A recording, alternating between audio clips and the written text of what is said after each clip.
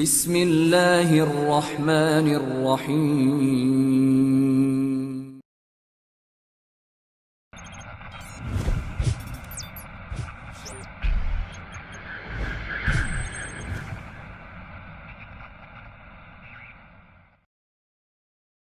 ദൈവത്തിൻ്റെ രക്ഷയും സമാധാനവും സർവരിലും അവൻ വർഷിക്കുമാറാകട്ടെ.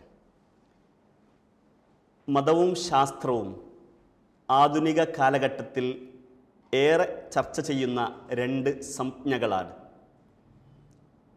മനുഷ്യൻ്റെ ഭൗതിക ലോകത്തെക്കുറിച്ചും പ്രകൃതിയെക്കുറിച്ചും പരീക്ഷണങ്ങളിലൂടെയും നിരീക്ഷണങ്ങളിലൂടെയും വ്യവസ്ഥാപിതമായി നടത്തുന്ന ഭൗതിക വ്യവഹാരങ്ങളാകുന്നു ശാസ്ത്രത്തിൻ്റെ അടിസ്ഥാനം. എന്നാൽ മനുഷ്യൻ്റെ ഭൗതികവും അതിനപ്പുറമുള്ള ആത്മീയവുമായിട്ടുള്ള കാര്യങ്ങളെക്കുറിച്ചുള്ള സകലമാന വശങ്ങളും ഉൾക്കൊള്ളുന്ന വിശ്വാസ, ആചാര, മൂല്യ അനുഷ്ഠാനങ്ങളുടെ സംക്ഷിപ്തമാകുന്നു മതം, ദർശനം, ദൈവവിശ്വാസം എന്ന് പറയുന്നത്. ഇവിടെ മതവിശ്വാസവും ദൈവവിശ്വാസവും ശാസ്ത്രത്തിനും ശാസ്ത്രീയ ബോധത്തിനും എതിരാണോ? അവ രണ്ടും ഒരുമിച്ച് പോകുന്നവയാകുന്നു, സംഘട്ടനത്തിലാണോ തുടങ്ങിയിട്ടുള്ള ചോദ്യങ്ങൾ ആധുനിക കാലഘട്ടത്തിൽ ഏറെ ഉയർന്നു വരുന്ന ചോദ്യങ്ങളാണ്. ഈ ചോദ്യങ്ങളെ വസ്തുനിഷ്ഠമായി വിശകലനം ചെയ്യുന്ന, പഠനവിധേയമാക്കുന്ന ഒരു പാനൽ ഡിസ്കഷനിലാകുന്നു നമ്മൾ ഉള്ളത്. ദൈവവിശ്വാസവും ശാസ്ത്രീയ വിജ്ഞാനങ്ങളും തമ്മിൽ ഏറ്റുമുട്ടലിൻ്റെ പാതയിലാണോ? അതല്ല, രണ്ടും മനുഷ്യ വികാസത്തിന് പരസ്പര പൂരകങ്ങളാണോ എന്നതാണ് മൗലികമായിട്ടുള്ള ചോദ്യം. രണ്ടാമത്തേത്, ദൈവിക ദർശനങ്ങളിൽ ഏറ്റവും പ്രസക്തമായ ഇസ്ലാം ശാസ്ത്രവുമായി ഏതു തരത്തിലാകുന്നു അതിൻ്റെ സമീപനം? ഇസ്ലാം ശാസ്ത്രവിരുദ്ധമാണോ എന്നതാണ് രണ്ടാമത്തെ പ്രസക്തമായിട്ടുള്ള ചോദ്യം. ചരിത്രവും ചരിത്രദർശനങ്ങളുമൊക്കെ ശാസ്ത്രത്തോട് ഏത് രൂപത്തിലാണ് സമീപിച്ചിട്ടുള്ളത്? ചരിത്രത്തിൽ ഇന്നേ വരെ മനുഷ്യൻ്റെ വികാസത്തിന് കാരണമായത് ശാസ്ത്രബോധം മാത്രമാണോ? ദൈവവിശ്വാസത്തിന് അതിൽ പങ്കുണ്ടോ? നേരെ തിരിച്ചാണോ എന്നൊക്കെയുള്ള ചർച്ചകളും പഠനങ്ങളും അതിനെക്കുറിച്ചുള്ള ആധികാരികമായിട്ടുള്ള സംസാരവുമാകുന്നു ഈ പാനൽ ഡിസ്കഷനിൽ നമ്മൾ ഉൾപ്പെടുത്തിയിട്ടുള്ളത്. ഇവിടെ നമ്മോടൊപ്പം ഈ പാനൽ ചർച്ചയിൽ പങ്കെടുത്തുകൊണ്ട് സംസാരിക്കുന്നത് ബഹുമാന്യനായ അബ്ദുൽ ഗഫൂർ തിരുത്തിയാട്, TPM റാഫി, വാഫി ഷിഹാദ്, അതുപോലെ doctor Mustafa Sullami Cochin, professor PK Shabeeb തുടങ്ങിയിട്ടുള്ള ആളുകളാണ്. ഈ ഒരു പാനൽ ചർച്ചയുടെ ആമുഖ സംസാരം നിർവഹിക്കുന്നത് ബഹുമാന്യനായ സുഹൈൽ സാബിർ അവർകളാകുന്നു. എല്ലാ പാനൽ അംഗങ്ങളെയും പ്രേക്ഷകരെയും ഈ ഡിസ്കഷനിലേക്ക് ഏറെ ഹൃദ്യമായി സ്വാഗതം ചെയ്യുകയാണ്. ആമുഖമായി സംസാരിക്കുവാൻ വേണ്ടി പ്രിയങ്കരനായ സുഹൈൽ സാബിർ അവർകളോട് സ്നേഹപൂർവം ആവശ്യപ്പെടുകയാണ്. അസ്സലാമു അലൈക്കും വറഹ്മത്തുള്ളാഹി. അൽഹംദുലില്ലാ വസ്സലാത്തു വസ്സലാമു അലാ റസൂലില്ലാ വഅലാ ആലിഹി വസഹ്ബിഹി അജ്മഈൻ. ഒരുപാട് മുറികളും അതിലേറെ വഴികളും ഇടനാഴികളുമുള്ള ഒരു കെട്ടിടം. ആ കെട്ടിടത്തിൻ്റെ ഒന്നോ രണ്ടോ മുറികളിൽ മാത്രം കയറി ഇറങ്ങി വേണ്ടത്ര സൂക്ഷ്മ നിരീക്ഷണം നടത്താതെ ഒരാൾ പ്രഖ്യാപിക്കുകയാണ്, ഈ കെട്ടിടം വിജനമാണ്, ഇതിലെവിടെയും ആരുമില്ല. അങ്ങനെ പ്രഖ്യാപിക്കുന്നതോടുകൂടി അയാൾ പിന്നീട് എല്ലാ അന്വേഷണങ്ങളും അവസാനിപ്പിക്കും. അന്വേഷണങ്ങളാണ് ഓരോ മനുഷ്യനെയും മുന്നോട്ട് നയിക്കുന്നത്. അന്വേഷണത്തിൻ്റെ വാതിലുകൾ അടഞ്ഞു പോകാതെ നമ്മുടെ കണ്ണും കാതും തുറന്നു വെക്കുമ്പോൾ ആ അന്വേഷണം നമ്മെ ശരിയായ ജ്ഞാനത്തിലേക്ക് എത്തിക്കും. നാം യാദൃച്ഛികമെന്ന് കരുതുന്ന ഏതൊരു ചെറിയ പ്രതിഭാസത്തിൻ്റെ പിന്നിലും നമ്മെ അമ്പരപ്പിക്കുന്ന അത്ഭുതങ്ങളുണ്ട്. മേശപ്പുറത്തിരിക്കുന്ന ഒരു ഗ്ലാസ്, അത് താഴേക്ക് വീഴുന്നു എന്ന് സങ്കല്പിക്കുക. താഴേക്ക് പതിക്കുന്ന ഒരു ഗ്ലാസ് പല കഷ്ണങ്ങളായി പൊട്ടിച്ചിതറും. കേവലം യാദൃച്ഛികം എന്ന് നമുക്ക് വിളിക്കാം. പക്ഷേ താഴേക്ക് പതിക്കുന്ന ഒരു ഗ്ലാസ് എത്ര കഷ്ണങ്ങളായി പൊട്ടിച്ചിതറണമെന്നും ആ ചിതറുന്ന ഓരോ ചെറു കഷ്ണവും എത്ര അകലത്തിൽ പോയി തെറിക്കണമെന്നും ഏത് ആംഗിളിൽ പതിക്കണമെന്നും നിർണ്ണയിക്കുന്ന കൃത്യമായ ചലന നിയമ വ്യവസ്ഥകളുണ്ട്. ആ ഒരു ചലന നിയമ വ്യവസ്ഥയെ അതിലംഘിച്ചുകൊണ്ട് ഒരു ചെറുതരി പോലും അടർന്നു വീഴുന്നില്ല. ഇവിടെയാണ് മതവും നാസ്തികതയും വേർതിരിയുന്നത്. നാസ്തികത നിഷേധത്തിൻ്റെ അവസാനത്തെ ഉത്തരം ആദ്യമേ തീർപ്പ് കൽപ്പിച്ച് തുടർന്നുള്ള അന്വേഷണത്തിൻ്റെ വഴികളെല്ലാം അടച്ചു വെക്കുകയാണ്. ലോകത്ത് ശാസ്ത്ര ഗവേഷണ പഠനങ്ങളിൽ മുമ്പിൽ നിന്ന മഹാഭൂരിപക്ഷവും ദൈവവിശ്വാസികളായത് ദൈവവിശ്വാസം അവരിൽ പ്രചോദിപ്പിച്ച അന്വേഷണ ത്വരയുടെ ഭാഗമാണ്. ലോകം ഈ അന്വേഷണത്തെയാണ് ആഗ്രഹിക്കുന്നത്. അന്വേഷണം ശരിയായ ജ്ഞാനത്തിലേക്ക് എത്തിക്കും. ജ്ഞാനത്തെക്കുറിച്ച് വിശുദ്ധ ഖുർആനിന് കൃത്യമായ കാഴ്ചപ്പാടുകളുണ്ട്. നാം പിന്തുടരേണ്ടത് കൃത്യമായ അറിവിനെയായിരിക്കണം. വലാ തഖ്ഫു മാ ലൈസ ലക ബിഹി ഇൽം ഇന്നസ്സമഅ വൽ ബസറ വൽ ഫുആദ കുല്ലു ഉലൈക കാന അൻഹു മസ്ഊല. വിശുദ്ധ ഖുർആനിലെ ശരിയായ അന്വേഷണം നമ്മെ ശരിയായ നിലപാടുകളിലേക്ക് എത്തിക്കും. ജ്ഞാനത്തെ അവലംബമാക്കിയാണ് നമ്മുടെ നിലപാടുകൾ രൂപപ്പെടുത്തേണ്ടത്. ആ ജ്ഞാനം ശരിയായ അറിവിൻ്റെ അടിത്തറയിൽ രൂപപ്പെടേണ്ടതാണ്. വിശുദ്ധ ഖുർആനിൻ്റെ മൗലിക സന്ദേശങ്ങളിൽ ഒന്നാണിത്. ഖുർആനിലെ 17-ാം അധ്യായം സൂറത്ത് ഇസ്രായിലെ 36-ാമത്തെ വചനം, വലാ തഖ്ഫു മാ ലൈസ ലക ബിഹി ഇൽം ഇന്നസ്സമഅ വൽ ബസറ വൽ ഫുആദ കുല്ലു ഉലൈക കാന അൻഹു മസ്ഊല. നിനക്ക് അറിവില്ലാത്ത ഒന്നിനെയും നീ പിൻപറ്റരുത്. തീർച്ചയായും കാഴ്ചയും കേൾവിയും ചിന്താശക്തിയുമൊക്കെ ചോദ്യം ചെയ്യപ്പെടുന്നതാണ്. അന്വേഷണം നമ്മുടെ കൃത്യമായ അറിവുകളുടെ തെളിവുകളുടെ പിൻബലത്തിലായിരിക്കണം. നമുക്കറിയാത്ത, നമ്മുടെ അന്വേഷണ പരിധിയിൽ വരാത്തതിനെക്കുറിച്ച് ആദ്യമേ തന്നെ തീർപ്പ് കൽപ്പിച്ചാൽ അന്വേഷണത്തിൻ്റെ വാതിലുകൾ അടഞ്ഞു പോകും. ഈ മഹാപ്രപഞ്ചത്തെക്കുറിച്ച് നമുക്ക് എന്തറിയാം? ഈ മഹാപ്രപഞ്ചത്തിൻ്റെ 2/3 ഭാഗം വരുന്ന ബ്ലാക്ക് എനർജി, തമോ എനർജി ഇന്നും മനുഷ്യന് അവൻ്റെ അന്വേഷണങ്ങൾക്കപ്പുറത്താണ്. ഈ മഹാപ്രപഞ്ചത്തിൻ്റെ 1/3 ഭാഗം വരുന്ന ഡാർക്ക് മാറ്റർ, തമോ ദ്രവ്യം ഇന്നും മനുഷ്യൻ്റെ നിരീക്ഷണ പരീക്ഷണങ്ങൾക്കപ്പുറത്താണ്. അറിഞ്ഞിടുമ്പോൾ അറിയാം നമ്മൾക്കറിയാൻ ഒത്തിരി ബാക്കി. ഈ കുറഞ്ഞ അറിവിനെ മാത്രം അടിസ്ഥാനപ്പെടുത്തി നാം തീർപ്പ് കൽപ്പിക്കുമ്പോൾ ആ തീർപ്പുകൾ നമ്മെ തെറ്റിലേക്കെത്തിക്കും. അടിത്തറയില്ലാത്ത കാര്യങ്ങളിൽ തർക്കിക്കുന്നവരെക്കുറിച്ച് വിശുദ്ധ ഖുർആൻ മുന്നറിയിപ്പ് നൽകുന്നുണ്ട്. വിശുദ്ധ ഖുർആനിലെ 31-ാം അധ്യായം സൂറത്തുൽ ലുഖ്മാനിലെ 20-ാമത്തെ വചനം, വമിനന്നാസി മൻ യുജാദിലു ഫില്ലാഹി ബിഗൈരി ഇൽമിൻ വലാ ഹുദൻ വലാ കിതാബിൻ മുനീർ. ആളുകളുടെ കൂട്ടത്തിൽ ചില ആളുകളുണ്ട്, അവർ തർക്കിച്ചുകൊണ്ടേയിരിക്കും. കൃത്യമായ അറിവോ മാർഗദർശനമോ വെളിച്ചം പകരുന്ന ഗ്രന്ഥമോ ഇല്ലാതെ തർക്കിക്കുന്ന ആളുകൾ. നിരർത്ഥകമായ തർക്കങ്ങൾക്കപ്പുറം യുക്തിഭദ്രമായ തർക്കങ്ങളും സംവാദങ്ങളും ഉയർന്നു വരേണ്ടതുണ്ട്. പരിണാമം ശരിയാണോ തെറ്റാണോ ബുദ്ധിപരമായി നമുക്ക് സംവദിക്കാം.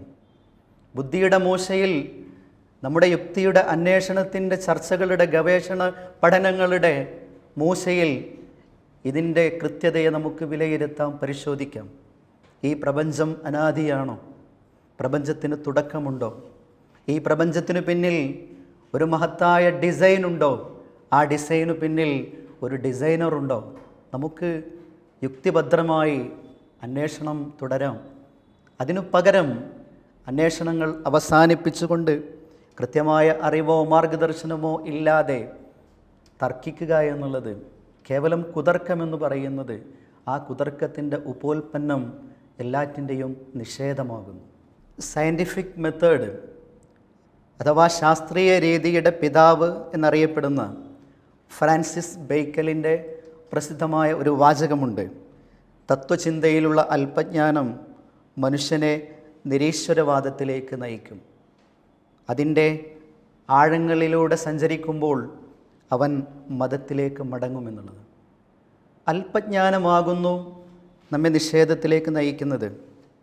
അതുകൊണ്ട് അന്വേഷണത്തിന് നമുക്ക് പടച്ചവൻ നൽകിയിട്ടുള്ള ബുദ്ധിയും കേൾവിയും കാഴ്ചശക്തിയും ചിന്താശേഷിയും നമ്മൾ ഉപയോഗപ്പെടുത്തണം.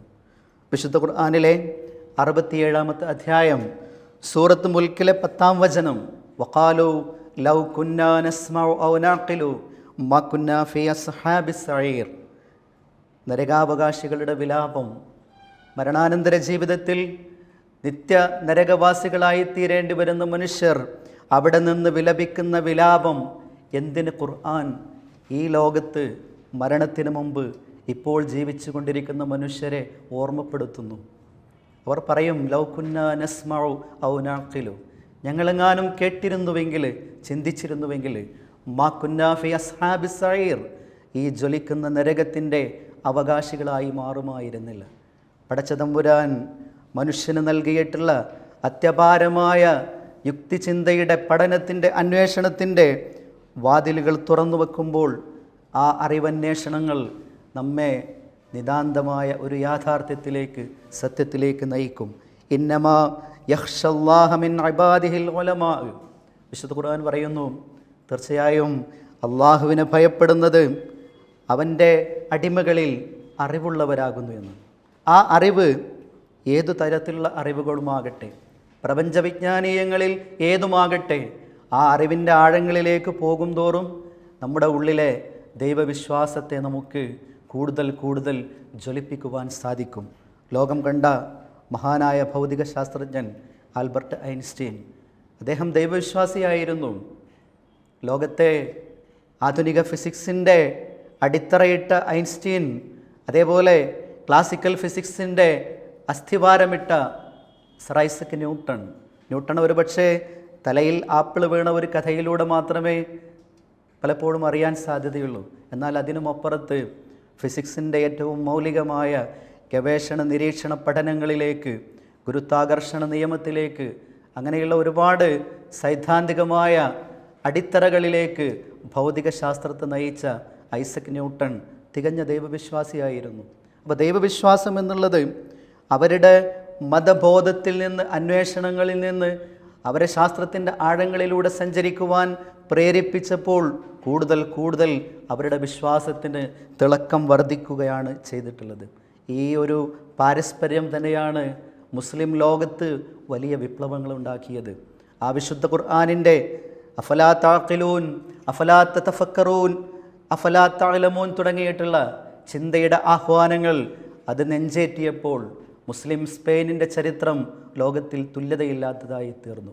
ഗ്രനഡയുടെയും കൊറദോവയുടെയും മുസ്ലിം സ്പെയിനിൻ്റെയും ശാസ്ത്ര പുരോഗതിയുടെ വളർച്ചയുടെ പിന്നിൽ അവരുടെ മനസ്സിൽ ഇസ്ലാം, വിശുദ്ധ ഖുർആൻ, മതം ജ്വലിപ്പിച്ചു നിർത്തിയ അന്വേഷണത്വരയുണ്ടായിരുന്നു. ഈ അന്വേഷണത്വരയെ അടച്ചു വെക്കാൻ ശ്രമിച്ചതുകൊണ്ടാണ് നാസ്തികതയ്ക്ക് മനുഷ്യൻ്റെ മുമ്പിൽ ദാർശനികമായോ ബുദ്ധിപരമായോ ശാസ്ത്രീയമായോ നിലനിൽക്കുവാൻ സാധിക്കാതെ പോയത്. അറിവിൻ്റെ ഏറ്റവും പ്രധാനപ്പെട്ട വഴികളിലൊന്ന് പഞ്ചേന്ദ്രിയങ്ങളാണ്. ഈ പഞ്ചേന്ദ്രിയങ്ങളിലൂടെ കിട്ടുന്നത് മാത്രമാണ് അറിവുകൾ എന്ന് നാം തീരുമാനത്തിലെത്തിക്കൂടാ. ആ കണ്ണ് നമ്മുടെ കാഴ്ച, നമ്മുടെ അറിവിൻ്റെ 80% നമ്മുടെ കണ്ണിലൂടെയാണ്. എന്നാൽ ആ കണ്ണിലൂടെ നമുക്ക് കാണാൻ കഴിയുന്ന കാഴ്ചക്ക് ഒരു പരിധിയുണ്ട്.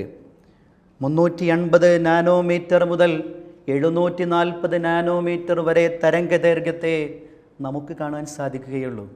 ഇതിനേക്കാൾ തരംഗദൈർഘ്യം കുറഞ്ഞ, വയലറ്റിനേക്കാൾ തരംഗദൈർഘ്യം കുറഞ്ഞ അൾട്രാ വയലറ്റ് രശ്മികളെ തേനീച്ചകൾക്ക് കാണാൻ സാധിക്കും. നമ്മുടെ കേൾവി 20 ഹെഡ്സ് മുതൽ 20,000 ഹെഡ്സ് വരെ നമുക്ക് കാണാൻ സാധിക്കുകയുള്ളൂ. അതിനപ്പുറം ശബ്ദമില്ല എന്ന് നമ്മൾ ആരെങ്കിലും പറയുന്നുവെങ്കിൽ അത് നമ്മുടെ അജ്ഞതയാണ്. 20 ഹെഡ്സിൽ താഴെയുള്ള ശബ്ദങ്ങൾ തിരിച്ചറിയാൻ കഴിയുന്ന ജീവികളുണ്ട്. ആറ്റത്തിൻ്റെ ചലനം തിരിച്ചറിയാൻ സാധിക്കുന്ന ഗ്രാസ് ഹോപ്പർ പോലെയുള്ള ചെറിയ സൂക്ഷ്മ ജീവികളുണ്ട്. അപ്പോൾ ഇത്തരത്തിലുള്ള അന്വേഷണങ്ങൾ, അറിവ്, നമ്മുടെ പഞ്ചേന്ദ്രിയങ്ങളിലൂടെ ലഭിക്കുന്ന ഈ അറിവുകൾ, ആ അറിവുകളാകുന്നു ബുദ്ധിയുടെ ഒരു തലമെന്ന് പറയുന്നത്. നമുക്ക് ബുദ്ധിയെ 3 തലത്തിൽ, അറിവുകളെ നമുക്ക് ബുദ്ധിയുമായി ബന്ധപ്പെടുത്തി 3 തലത്തിൽ വിശദീകരിക്കാം. ഒന്ന്, നമ്മുടെ ബുദ്ധിക്ക് വിധേയമായ അറിവുകൾ, നമ്മുടെ പഞ്ചേന്ദ്രിയങ്ങളിലൂടെ ലഭ്യമാകുന്ന അറിവുകൾ. മറ്റൊന്ന് ബുദ്ധിക്ക് വിരുദ്ധമായത്. ബുദ്ധിക്ക് വിധേയമായ അറിവുകളെ നമുക്ക് ഒറ്റ നോട്ടത്തിൽ സ്വീകരിക്കാം. എന്നാൽ ബുദ്ധിക്ക് വിരുദ്ധമായ, പകൽ സമയത്ത് ഒരാൾ പറയുന്നു ഇപ്പോൾ രാത്രിയാണ് എന്ന് പറഞ്ഞാൽ അത് ഒറ്റ നോട്ടത്തിൽ തന്നെ ബുദ്ധിക്ക് വിരുദ്ധമാണ്, നമുക്ക് തള്ളിക്കളയാം. എന്നാൽ ബുദ്ധിക്ക് അതീതമായ അറിവുകളുണ്ട്. എല്ലാ അറിവുകളെയും ബുദ്ധി കൊണ്ട് നമുക്ക് വിശദീകരിക്കാൻ സാധിക്കണമെന്നില്ല. മെറ്റീരിയലായിട്ടുള്ള ഭൗതിക ശാസ്ത്ര അറിവുകളിൽ പോലും കൃത്യമായ ബുദ്ധിയെ നമുക്ക് വ്യാഖ്യാനിക്കാൻ കഴിയാത്ത അറിവുകളുണ്ട്. പ്രകാശത്തിൻ്റെ സ്വഭാവത്തെക്കുറിച്ച് പ്രകാശം കണികാരൂപത്തിലാണ് എന്നുള്ള സിദ്ധാന്തവും, എന്നാൽ അതേ സമയം തന്നെ പ്രകാശത്തിന് തരംഗ സ്വഭാവമുണ്ട് എന്നുള്ള ഡ്യുവൽ നേച്ചർ, ഒരേ സമയം കണികയുടെയും തരംഗത്തിൻ്റെയും സ്വഭാവം എങ്ങനെ നമുക്ക് ബുദ്ധിക്ക് ഉൾക്കൊള്ളാൻ സാധിക്കും? എന്നും അതൊരു മരീചികയാണ്, പക്ഷെ അതൊരു യാഥാർത്ഥ്യമാണ്. ഇങ്ങനെ ഭൗതിക അറിവുകളിൽ തന്നെ നമുക്ക് ബുദ്ധിക്ക് ഉൾക്കൊള്ളാൻ സാധിക്കാത്ത, ഒരുപക്ഷെ നമ്മുടെ ബുദ്ധിക്ക് അതീതമായ അറിവുകളെ നമുക്ക് വിശദീകരിക്കാൻ സാധിക്കും. ഈ പ്രപഞ്ചത്തിന് ഒരു തുടക്കമുണ്ട്. തുടക്കമുള്ള ഓരോന്നിനും കാരണവുമുണ്ട് എന്നുള്ളത് ഫിലോസഫിയുടെ അടിസ്ഥാന തത്വങ്ങളിലൊന്ന്. ഈ പ്രപഞ്ചത്തിന് കൃത്യമായ ഒരു ഡിസൈൻ ഉണ്ട്. ഡിസൈൻ ഉള്ള ഓരോന്നിനു പിന്നിലും കൃത്യമായ ഒരു ഡിസൈനറുണ്ട്. ഈ പ്രപഞ്ചത്തിനു പിന്നിലെ ഡിസൈനർ പ്രപഞ്ചാതീതനായ, പദാർത്ഥാതീതനായ ആ സൃഷ്ടാവിനെക്കുറിച്ചുള്ള അറിവ്, അത് നമ്മുടെ പഞ്ചേന്ദ്രിയങ്ങൾക്കപ്പുറത്തുള്ള അറിവാണ്. ഈ അറിവിൻ്റെ മാർഗത്തെയാണ് വഹി എന്ന് പറയുന്നത്. ലോകത്തിൻ്റെ വിവിധ ജനപഥങ്ങളിൽ, വിവിധ കാലഘട്ടങ്ങളിൽ മനുഷ്യരിലേക്ക് നിയോഗിക്കപ്പെട്ട ദൈവദൂതന്മാരിലൂടെ ലഭിച്ച ഈ അറിവുകളുടെ സമാഹാരം, അതിൽ മാനവരാശിയുടെ മുമ്പിൽ ഒടുവിലായി സമർപ്പിക്കപ്പെട്ട വഹിയിൻ്റെ സമാഹാരമാകുന്നു വിശുദ്ധ ഖുർആൻ. ആ വിശുദ്ധ ഖുർആനിനെക്കുറിച്ച് നമുക്ക് തുറന്ന അന്വേഷണമാകാം. ശാസ്ത്രത്തിൻ്റെ, ചരിത്രത്തിൻ്റെ, മാനവികതയുടെ, ദാർശനികതയുടെ ഏതേതു മാനദണ്ഡങ്ങൾ കൊണ്ട് ആ വിശുദ്ധ ഖുർആനിനെ നമുക്ക് കൃത്യമായ പഠനവിധേയമാക്കാം. ആ പഠനത്തിനൊടുവിൽ നാം എത്തിച്ചേരുന്ന ഒരു സത്യമുണ്ട്. ആ സത്യത്തിലേക്കുള്ള അന്വേഷണത്തിൻ്റെ വാതിലുകൾ ആദ്യമേ തന്നെ അടച്ചു വെക്കരുതെന്ന് പ്രിയപ്പെട്ട എൻ്റെ സുഹൃത്തുക്കളെ ഓർമ്മപ്പെടുത്തുകയാണ്. വിശുദ്ധ ഖുർആൻ മാനവികതയുടെ മുന്നിൽ ഉയർത്തിവെച്ച വൈജ്ഞാനിക ചിന്തയുടെ ആഹ്വാനങ്ങൾ ലോകത്തിന് സമ്മാനിച്ചത് വിജ്ഞാന വിപ്ലവത്തിൻ്റെ, അറിവന്വേഷണത്തിൻ്റെ, ശാസ്ത്ര പുരോഗതിയുടെ വലിയ ഒരു ലോകമാണ്. അതിനൊരുപാട് ഉദാഹരണങ്ങൾ സമർത്ഥിക്കുവാൻ സാധിക്കും. ഇവിടെ ഒരു ചോദ്യം അവശേഷിക്കുന്നു. മതത്തെ പ്രതിക്കൂട്ടിൽ നിർത്തി മതത്തെ കല്ലെറിയുന്ന നാസ്തികർ വിശദീകരിക്കേണ്ടതുണ്ട്. നാസ്തികത മാനവികതയ്ക്ക് നൽകിയ സംഭാവനകൾ എന്തെല്ലാമാണ്? നാസ്തികത ദാർശനികമായി എന്തു സംഭാവനകൾ നൽകി? ശാസ്ത്രീയമായ എന്ത് അറിവുകൾ, എന്ത് അന്വേഷണങ്ങൾ നൽകി? നിഷ്പക്ഷമായ ഒരു ചരിത്ര നിരീക്ഷണം കൂടി ഈ വിഷയത്തിൽ ആവശ്യമാണ്. അങ്ങനെ നിരീക്ഷിക്കുമ്പോൾ പുറത്തു വരുന്ന ചില യാഥാർത്ഥ്യങ്ങളുണ്ട്. ചാരം മൂടിക്കിടന്ന ചില സത്യങ്ങൾ. ദൈവാസ്തിത്വത്തെ നിഷേധിക്കുന്നതിന് വേണ്ടി ശാസ്ത്രത്തെ പോലും വളച്ചൊടിക്കുകയും ദുർവ്യാഖ്യാനിക്കുകയും ചെയ്ത നാസ്തികതയുടെ ക്രൂര വിനോദങ്ങൾ. ദൈവാസ്തിത്വത്തെ അംഗീകരിച്ച ശാസ്ത്രകാരന്മാർ ശാസ്ത്ര സത്യങ്ങൾ അത് നിരാകരിക്കുന്നതിന് വേണ്ടി അത്തരത്തിലുള്ള ശാസ്ത്രജ്ഞരെ കാരാഗൃഹങ്ങളിലടച്ച, അവരുടെ ജീവിതം തകർത്തുകളഞ്ഞ നാസ്തികതയുടെ ക്രൂരതകൾ ചാരം മൂടിക്കിടന്ന് ഈ സത്യങ്ങൾ കൂടി ഇത്തരം ചർച്ചകളിൽ പുറത്തു വരും എന്ന് സൂചിപ്പിച്ചുകൊണ്ട് ദിവ്യപ്രകാശത്തെ സ്വന്തം വായകൾ കൊണ്ട് ഊതിക്കെടുത്തുവാൻ ആഗ്രഹിക്കുന്നവരെ വിശുദ്ധ ഖുർആൻ ഓർമ്മപ്പെടുത്തുന്നുണ്ട്.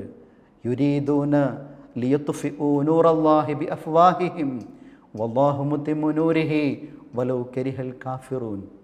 അള്ളാഹുവിൻ്റെ പ്രകാശത്തെ സ്വന്തം വായകൾ കൊണ്ട് ഊതിക്കെടുത്താമെന്ന് അവർ ആഗ്രഹിക്കുന്നു. പക്ഷേ ആ പ്രകാശത്തെ അള്ളാഹു പൂർത്തീകരിക്കുക തന്നെ ചെയ്യും. അവിശ്വാസികൾക്ക് അത് എത്രമേൽ അഹിതകരമായിരുന്നാലും, സത്യത്തെ എത്ര തമസ്കരിക്കാൻ ശ്രമിച്ചാലും, തങ്ങളുടെ അല്പബുദ്ധി കൊണ്ട് ആ സത്യത്തിനുമേൽ തങ്ങളുടെ വായകൾ കൊണ്ട് അസത്യത്തെ സ്ഥാപിക്കാൻ ശ്രമിച്ചാലും, ചാരം മൂടിക്കിടക്കുന്ന സത്യത്തെ പുറത്തു കൊണ്ടുവരും. ആ സത്യം അള്ളാഹു പൂർത്തീകരിക്കും. ഇത്തരത്തിലുള്ള ചർച്ചകൾ അതിന് നിമിത്തമാകട്ടെ എന്ന് ആഗ്രഹിച്ചുകൊണ്ട് അവസാനിപ്പിക്കുന്നു. വആഖിറു ദഅവാന അനിൽ ഹംദുലില്ലാഹി റബ്ബിൽ ആലമീൻ. അസ്സലാമു അലൈക്കും വറഹ്മത്തുള്ളാഹി. ഇവിടെ മനുഷ്യൻ്റെ അറിവിൻ്റെയും അനുഭവത്തിൻ്റെയും പരിധിയും പരിമിതിയും നമ്മൾ മനസ്സിലാക്കി. എന്നാൽ മനുഷ്യ സമൂഹത്തിൻ്റെ സമ്പൂർണമായ വികാസത്തിന് മനുഷ്യൻ്റെ ഇന്ദ്രിയജ്ഞാനങ്ങൾക്കതീതമായ ദൈവിക വെളിപാടിലൂടെ ലഭിക്കുന്ന ജ്ഞാനവും വളരെ പ്രസക്തമാണ് എന്നതാണ് നാം മനസ്സിലാക്കിയത്. ചുരുക്കത്തിൽ സമൂഹത്തിലെ വികാസ പരിണാമ ഘട്ടങ്ങളെക്കുറിച്ച് നാം പരിശോധിക്കുമ്പോൾ ചരിത്രത്തിലുടനീളം ദൈവവിശ്വാസവും ദൈവവിശ്വാസികളുമാണ് മനുഷ്യകുലത്തിൻ്റെ വികസനത്തിന് കാരണമായ ചിന്തകളും ദർശനങ്ങളും പദ്ധതികളും സമർപ്പിച്ചിട്ടുള്ളത് എന്നത് കാണുവാൻ സാധിക്കും. എന്നാൽ പലപ്പോഴും വാദങ്ങൾക്ക് വേണ്ടി നാസ്തികതയാകുന്നു മനുഷ്യൻ്റെ വികാസത്തിൻ്റെ അടിത്തറ എന്ന വാദം നിലനിൽക്കുന്നുമുണ്ട്. ഈ വിഷയത്തെക്കുറിച്ച് വസ്തുനിഷ്ഠാപരമായി പരിശോധിക്കുകയാണ് ഈ പാനൽ ഡിസ്കഷനിൽ ആദ്യമായി ബഹുമാനനായ അബ്ദുൽ ഗഫൂർ സാർ. വളരെ പ്രസക്തമായി നമ്മൾ ഇന്നത്തെ കാലത്ത് ചർച്ച ചെയ്യപ്പെടേണ്ട ഒരു ചോദ്യം തന്നെയാണിത്.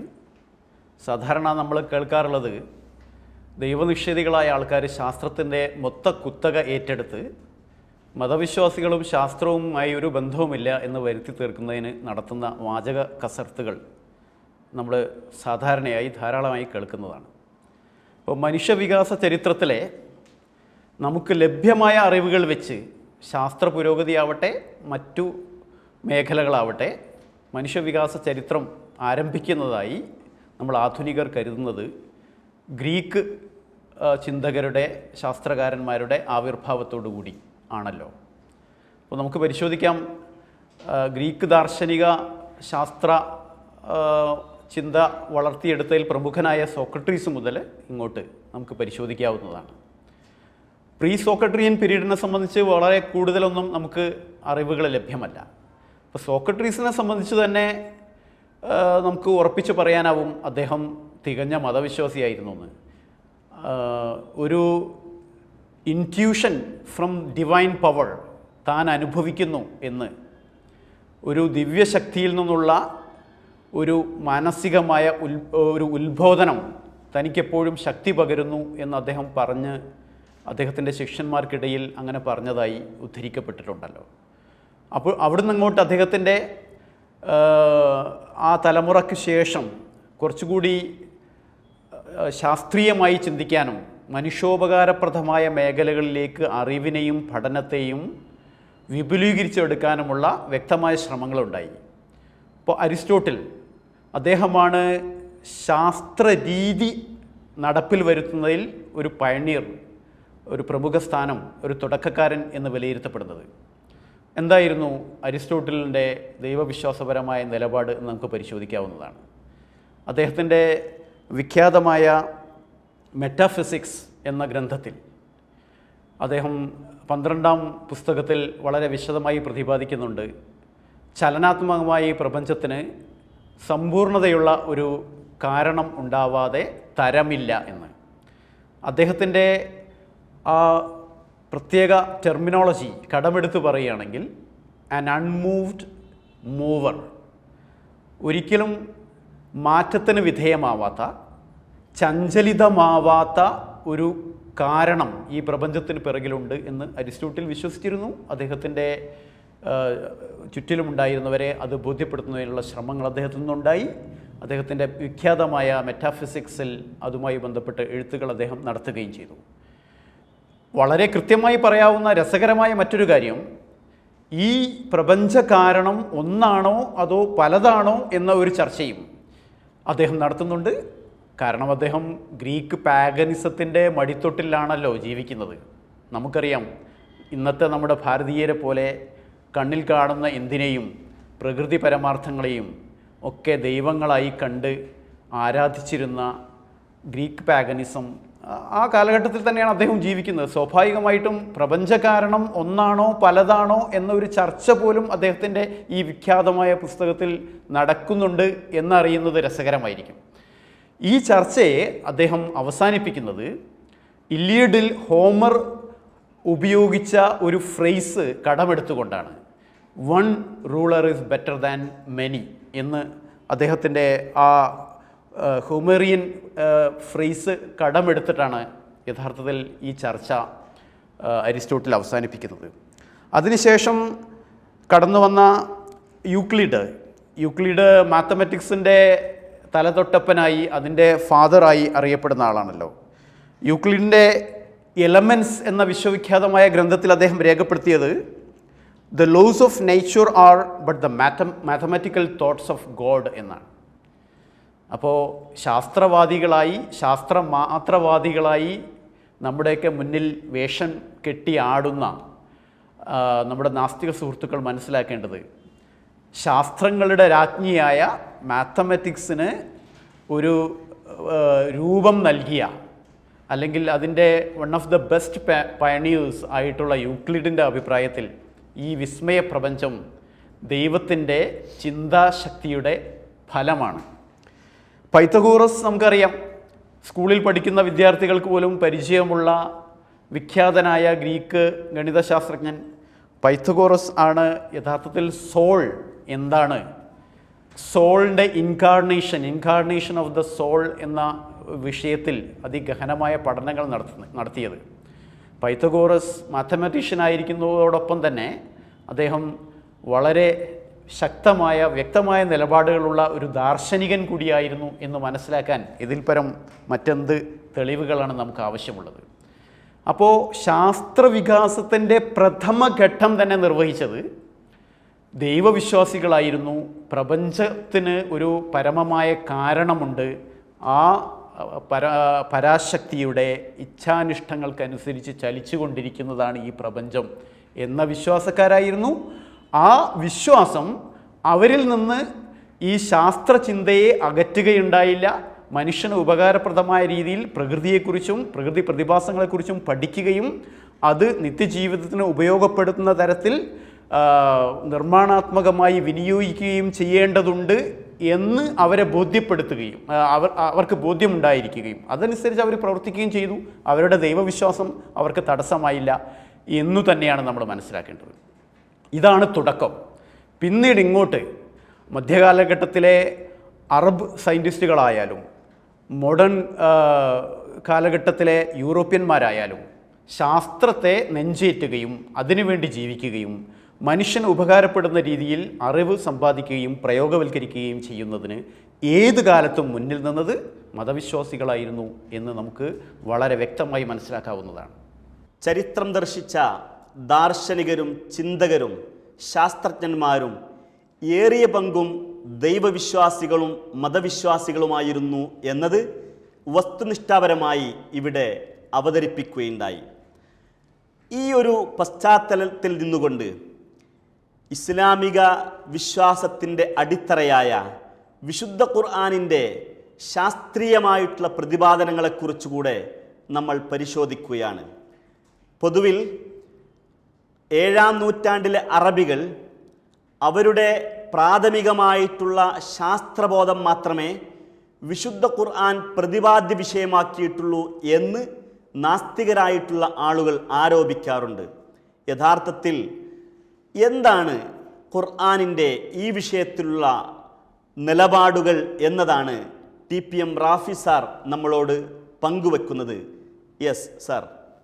ഏഴാം നൂറ്റാണ്ടിലെ പരിമിതമായ ശാസ്ത്രജ്ഞാനവും അല്ലെങ്കിൽ ഇന്നത്തെ ശാസ്ത്രവുമായി താരതമ്യം ചെയ്യുമ്പോഴുള്ള ശാസ്ത്ര അസംബന്ധങ്ങളും മാത്രമല്ലാതെ ഖുർആനിൽ വല്ല ആധുനിക ശാസ്ത്രവും ഉണ്ടോ എന്നാണ് ചോദ്യം. പൊതുവെയുള്ളൊരു വിമർശനമാണിത്. ആധുനിക ശാസ്ത്രത്തോട് വ്യാഖ്യാനിച്ച് ഒപ്പിക്കുന്ന രീതിയാണ് ഇപ്പോൾ ഉള്ള പ്രവണത, അതായത് മതചിന്തകരുടെ പ്രവണത എന്നാണ് പൊതുവെ പറയപ്പെടുന്നത്. പക്ഷെ ഞാൻ ഈ മേഖല സംസാരിക്കുമ്പോൾ ആദ്യം തന്നെ നമ്മൾ മനസ്സിലാക്കേണ്ട ഒരു കാര്യം, ഏഴാം നൂറ്റാണ്ടിലെ ശാസ്ത്രം എവിടെ നിൽക്കുന്നു എന്നുള്ളത് ശാസ്ത്ര ചരിത്രം വായിച്ചാൽ ചിലപ്പോൾ നമുക്ക് കിട്ടിയെന്ന് വരില്ല. കാരണം ചരിത്രകാരന്മാരുടെ സൂക്ഷ്മതക്കുറവ്, അവർക്ക് ശാസ്ത്രജ്ഞാനമില്ലാത്തത് കൊണ്ടാവാം പല രംഗത്തും അത് അനുഭവപ്പെട്ടിട്ടുണ്ട്.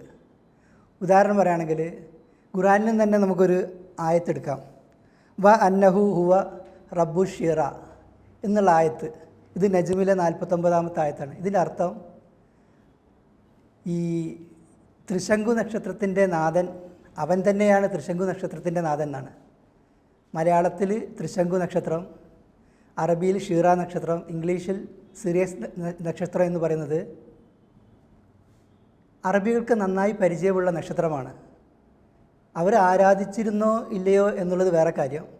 പക്ഷേ ഒരു സാമാന്യ അറബിക്ക് അല്ലെങ്കിൽ ആ കാലഘട്ടത്തിലെ സാമാന്യ ജനതയ്ക്ക് ആകാശത്ത് ഐഡൻറ്റിഫൈ ചെയ്യാൻ പറ്റുന്ന ഒരു നക്ഷത്രമാണ് തൃശങ്കു നക്ഷത്രം, ഷീറ നക്ഷത്രം. അപ്പോൾ ഞാൻ ചോദിക്കുകയാണ്, നമ്മുടെ ഇക്കാലഘട്ടത്തിലെ യുക്തിവാദികൾ എല്ലാ കാര്യത്തിലും ശാസ്ത്രത്തെ കൂട്ടുപിടിക്കാറുണ്ടല്ലോ. നമ്മുടെ ഇടയിൽ തന്നെ എത്ര യുക്തിവാദികൾക്ക് ആകാശത്ത് ഈ നക്ഷത്രത്തെ ഇന്ന് ഐഡൻറ്റിഫൈ ചെയ്യാൻ പറ്റും? അപ്പോൾ നമ്മൾ മനസ്സിലാക്കേണ്ടത്, അപ്പോൾ അവർക്ക് ഈ മേഖല നമ്മൾ ചിന്തിക്കുമ്പോൾ ഞാൻ മനസ്സിലാക്കിയത്, ഒരുപാട് നക്ഷത്രത്തെ, അഗസ്ത്യ നക്ഷത്രം, അൾട്ടയർ, അങ്ങനെ ഇഷ്ടംപോലെ നക്ഷത്രത്തെ തിരിച്ചറിയാനുള്ള കഴിവ് അറബികൾക്കും യവന രാജ്യക്കാർക്കും പ്രത്യേകിച്ച് ഭാരതീയർക്കൊക്കെ അന്ന് കഴിവുണ്ടായിരുന്നു. പക്ഷേ അവരുടെ ആ അറിവൊന്നും നമുക്ക് ഈ ശാസ്ത്രചരിത്രം വായിക്കുമ്പോൾ മനസ്സിലാവില്ല. ഇവിടെ പ്രധാന പ്രശ്നം എന്ന് പറഞ്ഞാൽ, ഈ ഒരു നക്ഷത്രത്തെ ഖുർആൻ എടുത്തു ധരിക്കുന്നതിന് പ്രത്യേകത എന്താണ്? ഭൂമിയിൽ നിന്ന് നോക്കുമ്പോൾ 10 ഏറ്റവും പ്രകാശമാനമായ 10 നക്ഷത്രങ്ങളിൽ ഒന്നാമത്തെ സ്ഥാനത്താണ് ഷീറ നക്ഷത്രം, ഈ സിറിയസ് നക്ഷത്രം നിൽക്കുന്നത്. അതായത് ഭൂമിയിൽ നിന്ന് നോക്കുമ്പോൾ ഏറ്റവും ലൂമിനോസിറ്റി ഉള്ള 10 നക്ഷത്രങ്ങളിൽ ഒന്നാം സ്ഥാനത്താണ് ഷീറ നക്ഷത്രം നിൽക്കുന്നത്. അപ്പോൾ ഇതിൻ്റെ പ്രത്യേകത എന്ന് പറഞ്ഞാൽ സൂര്യൻ്റെ 25 ഇരട്ടി പ്രകാശ തീവ്രതയുള്ള നക്ഷത്രമാണ്. 2 ടൈംസ് മാസീവാണ്, 2 ഇരട്ടി പിണ്ടമുണ്ട് ഈ നക്ഷത്രത്തിന്. ഇങ്ങനെയുള്ളൊരു നക്ഷത്രത്തെ ഖുർആൻ അവതരിപ്പിക്കുമ്പോൾ സ്വാഭാവികം ചോദിക്കാം, ഇത് ആ കാലഘട്ടത്തിലെ ജനങ്ങൾക്ക് അറിയുന്നതല്ലേ എന്ന്. അവിടെയാണ് ഖുർആൻ്റെ പ്രസക്തി വരുന്നത്. ഖുർആൻ ആ കാര്യം പറഞ്ഞിട്ട് അത് എക്സ്റ്റൻഷൻ നടത്തുകയാണ്. ആ മേഖലയിൽ ഖുർആൻ ഒരു എക്സ്റ്റൻഷൻ നടത്തുകയാണ്. അതായത് ഈ നക്ഷത്രം കാനീസ് മേജർ എന്ന കോൺസ്റ്റലേഷനുള്ളതാണ്. ഈ നക്ഷത്രം കാനീസ് മേജർ എന്ന കോൺസ്റ്റലേഷനിലെ നക്ഷത്രമാണ്. ഈ നക്ഷത്രത്തിന് എന്താ പറയുക, ഏറ്റവും ബ്രൈറ്റസ്റ്റായി കാണുന്നത്, ഏറ്റവും മനോഹരമായി കാണുന്നത് ഫെബ്രുവരി മാസത്തിൻ്റെ ദിവസങ്ങളിലാണ്. ഇത്രയും പറഞ്ഞുകൊണ്ട് ഖുർആൻ മറ്റൊരു കാര്യം കൂടി പറയുന്നുണ്ട്. ഫക്കാന കാബ കൗസൈനി ഔ അദ്ന എന്ന് പറഞ്ഞത് ഇത് നജ്മിലെ 9-ാമത്തെ ആയത്താണ്. ഇതിനർത്ഥം അദ്ദേഹം 2 വില്ലുകളുടെ അടുത്തോ അല്ല അതിനേക്കാൾ കൂടുതൽ അടുത്തോ നിന്നുന്നാണ്. ഈ ഒരു കോണ്ടെക്സ്റ്റ് പറയുമ്പോൾ നബിയുടെ കാലത്ത് വഹി അവതരിപ്പിച്ചപ്പോൾ ഇങ്ങനെ ജിബ്രീൽ വന്നു എന്നൊക്കെ പറഞ്ഞപ്പോൾ അവിടുത്തെ ജനങ്ങൾ നബിയെ കളിയാക്കി. ഇത് മാനസികമായി തോന്നിയ പ്രശ്നമായിരിക്കും, അതുകൊണ്ട് അതൊന്നും യാഥാർത്ഥ്യ ലോകത്ത് നടക്കുന്നതല്ല. അപ്പോൾ ഖുർആൻ പറയാണ്, ഇതൊരു ഹക്കാണ്. നബി ജിബ്രീലുമായി മുഖാമുഖം നടത്തിയത് ഹക്കായ കാര്യമാണ്. അത് എങ്ങനെയാണ് ഖുർആൻ ഉപമിക്കുന്നത്? അത് ഈ സിറിയസ് നക്ഷത്രത്തിൻ്റെ പശ്ചാത്തലത്തിൽ നിന്നാണ് ഖുർആൻ ഉപയോഗിക്കുന്നത്. എന്ന് പറഞ്ഞാൽ 49-ാമത്തെ വചനാണ് അള്ളാഹു ഷീറ നക്ഷത്രത്തിൻ്റെ നാഥൻ എന്ന് പറയുന്നത്. പിന്നെ 9-ാമത്തെ വചനാണ് ഞാൻ നേരത്തെ പറഞ്ഞ വചനം, അതായത് ഒരു 2 വില്ല് അകലത്തിൽ അല്ലെങ്കിൽ അതിനേക്കാൾ അടുത്തോ നിന്ന് പറഞ്ഞത്. ഇപ്പം ശാസ്ത്രം പറയുന്നത് ഓരോ 49.9 വർഷം കൂടുമ്പോഴും ഈ സിറിയസ് എയും സിറിയസ് ബിയും എന്നുള്ള ഈ ബൈനറി സ്റ്റാറുകൾ അടുക്കുന്നു എന്നുള്ളതാണ്.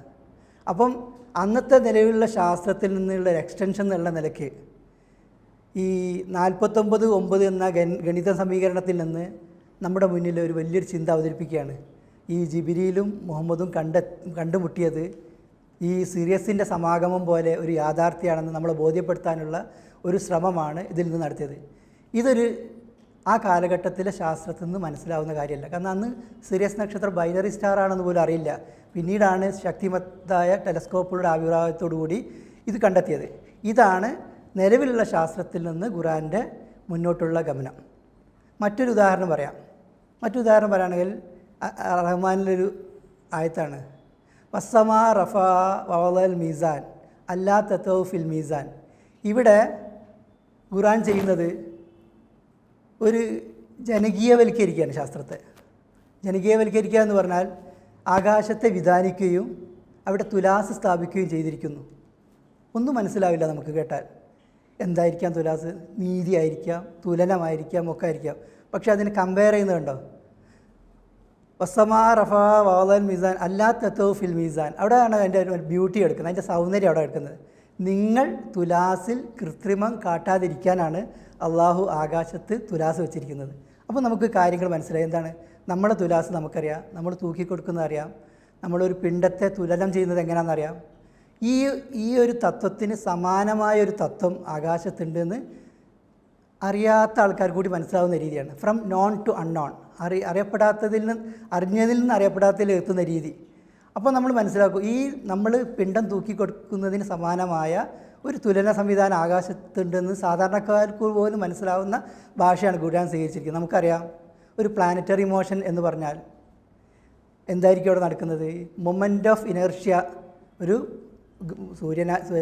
ഭൂമിയായാലും വ്യാഴമായാലും ചൊവ്വയായാലും അതിൻ്റെ മൊമെൻ്റ് ഓഫ് ഇനർഷ്യയും സൂര്യനിലേക്കുള്ള അതിൻ്റെ ഗ്രാവിറ്റേഷൻ ഫോഴ്സും തുല്യമാവുമ്പോൾ മാത്രമാണ് അത് പ്ലാനറ്ററി മോഷൻ നടത്തുന്നത്. ഒന്നുകൂടി ആവർത്തിക്കുക, ഒരു ഗ്രഹത്തിൻ്റെ മൊമെൻ്റ് ഓഫ് ഇനർഷ്യയും സൂര്യനിലേക്കുള്ള ആകർഷണവും തുല്യമാകുമ്പോൾ മാത്രമാണ് അവിടെ പ്ലാനറ്ററി മോഷൻ സാധിക്കുന്നത്. ഉദാഹരണം പറഞ്ഞാൽ പ്ലാനറ്ററി മോഷൻ്റെ ടാൻജൻഷ്യൽ വെലോസിറ്റി എന്തിനായിരിക്കണം? ഇതിൻ്റെ ഉള്ളിലേക്കുള്ള ആകർഷണത്തിന് തുല്യമായിരിക്കണം.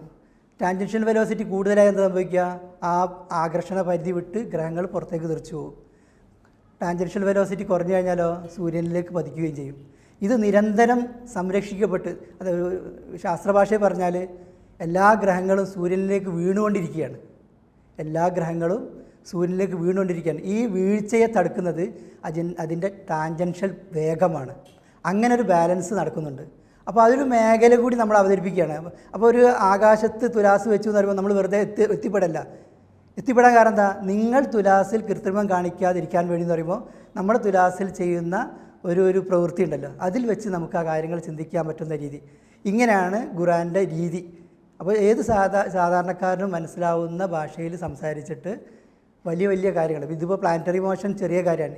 കോടാനുകോടി ട്രില്യൺ കണക്കിൽ ഗാലക്സികളിലും ഈ തത്വശാസ്ത്രമാണ്, അല്ലെങ്കിൽ ഈ നിയമമാണ് എന്ത് സംഭവിക്കുന്നത്, പ്രിവെയിൽ ചെയ്യുന്നത്.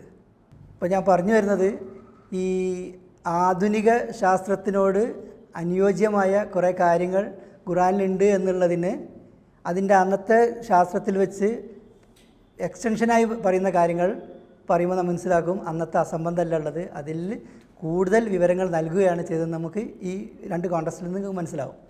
വളരെ സംക്ഷിപ്തമായി ഖുർആൻ 7-ാം നൂറ്റാണ്ടിലെ അറബികളുടെ ശാസ്ത്രീയ അറിവുകൾ മാത്രമല്ല, ആ അറിവുകൾ ഊന്നിക്കൊണ്ടുള്ള പുതിയ ശാസ്ത്രീയമായിട്ടുള്ള കണ്ടെത്തലുകളിലേക്ക് കൂടെ വെളിച്ചം വീശുന്നുണ്ട് വിശുദ്ധ ഖുർആൻ എന്ന് വളരെ കൃത്യമായി നമ്മുടെ മുമ്പിൽ അവതരിപ്പിക്കപ്പെട്ടു.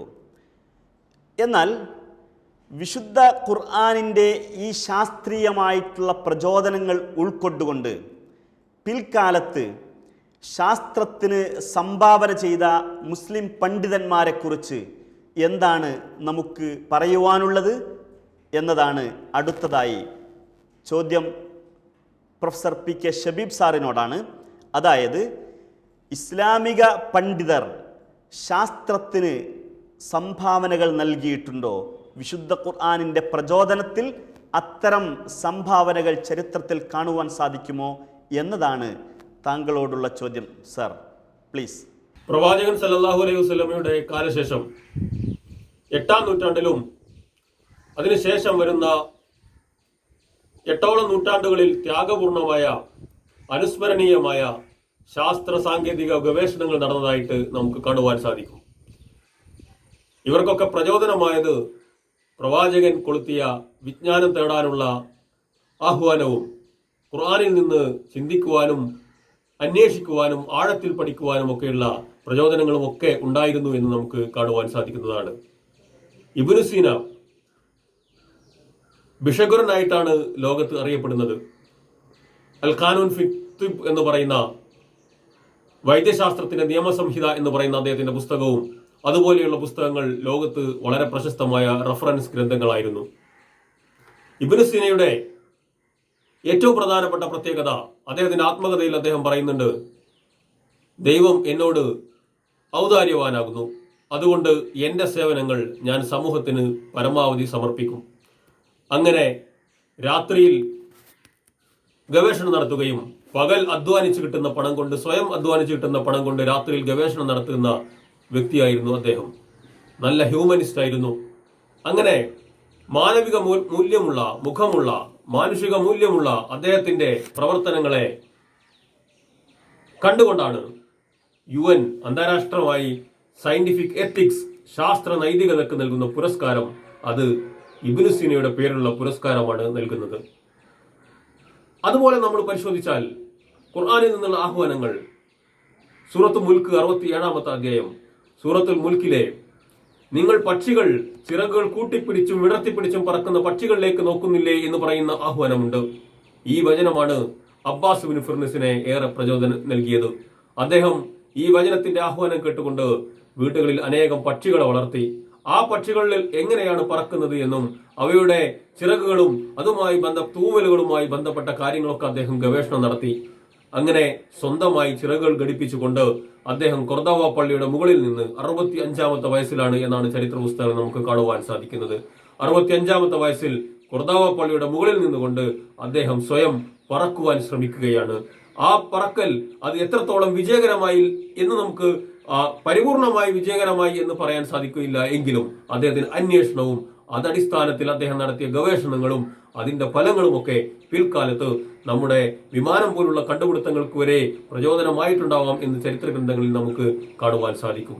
ഇങ്ങനെ ഓരോരോ ശാസ്ത്രജ്ഞന്മാരെ നമ്മൾ എടുത്ത് പരിശോധിച്ചാൽ ആ കാലഘട്ടത്തിൽ ഗണിതശാസ്ത്രജ്ഞനായിരുന്ന മൂസ അൽ ഖവാരിസ്മിയുടെ ശ്രദ്ധേയമായ അൽ ജബർ വൽ മുഖാബല എന്ന അദ്ദേഹത്തിന്റെ പുസ്തകം, ഈ പുസ്തകത്തിൽ നിന്നാണ് ആൽജിബ്ര എന്ന പദം തന്നെ രൂപപ്പെട്ടിട്ടുള്ളത്.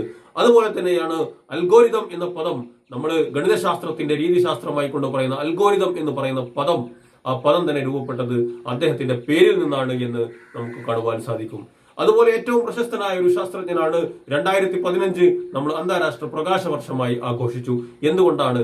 അത് ഒരു പുസ്തകത്തിന്റെ 1000-ാം വാർഷികമായിരുന്നു. 1000 വർഷം മുമ്പ് പ്രകാശ പുസ്തകം എന്ന പേരിൽ ലോകത്ത് ഇറങ്ങിയ പുസ്തകത്തിന്റെ, ഇബ്നു ഹൈത്തമിന്റെ പുസ്തകത്തിന്റെ 1000-ാം വാർഷികമായിരുന്നു. ഇബ്നു ഹൈത്തം ലോകത്ത് ശ്രദ്ധിക്കപ്പെടുന്നത് ലോകത്തെ ആദ്യത്തെ യഥാർത്ഥ ശാസ്ത്രജ്ഞൻ എന്ന പേരിലായിരുന്നു, ട്രൂ സയന്റിസ്റ്റ് എന്ന പേരിലായിരുന്നു. എന്തെന്നാൽ ശാസ്ത്ര രീതിശാസ്ത്രം, സയന്റിഫിക് മെത്തേഡ് ലോകത്ത് ആദ്യമായി പരിശോധിച്ചത്, ആദ്യമായി നടപ്പിലാക്കിയത്, കൃത്യമായി അതിന്റെ രീതിശാസ്ത്രം ലോകത്തോട് അവതരിപ്പിച്ചത് അദ്ദേഹമായിരുന്നു. ഇങ്ങനെ നമ്മൾ എടുത്തു നോക്കുമ്പോൾ ഓരോരോ അക്കാലഘട്ടത്തിലെ ബഹുമുഖ പ്രതിഭകളായ ആളുകളെയാണ് നമുക്ക് കാണുവാൻ സാധിക്കുക. ജ്ഞാനസമ്പാദനത്തിന് അതിരുകളില്ല എന്നാണ് അവർ ലോകത്തോട് വിളിച്ചു പറഞ്ഞത്.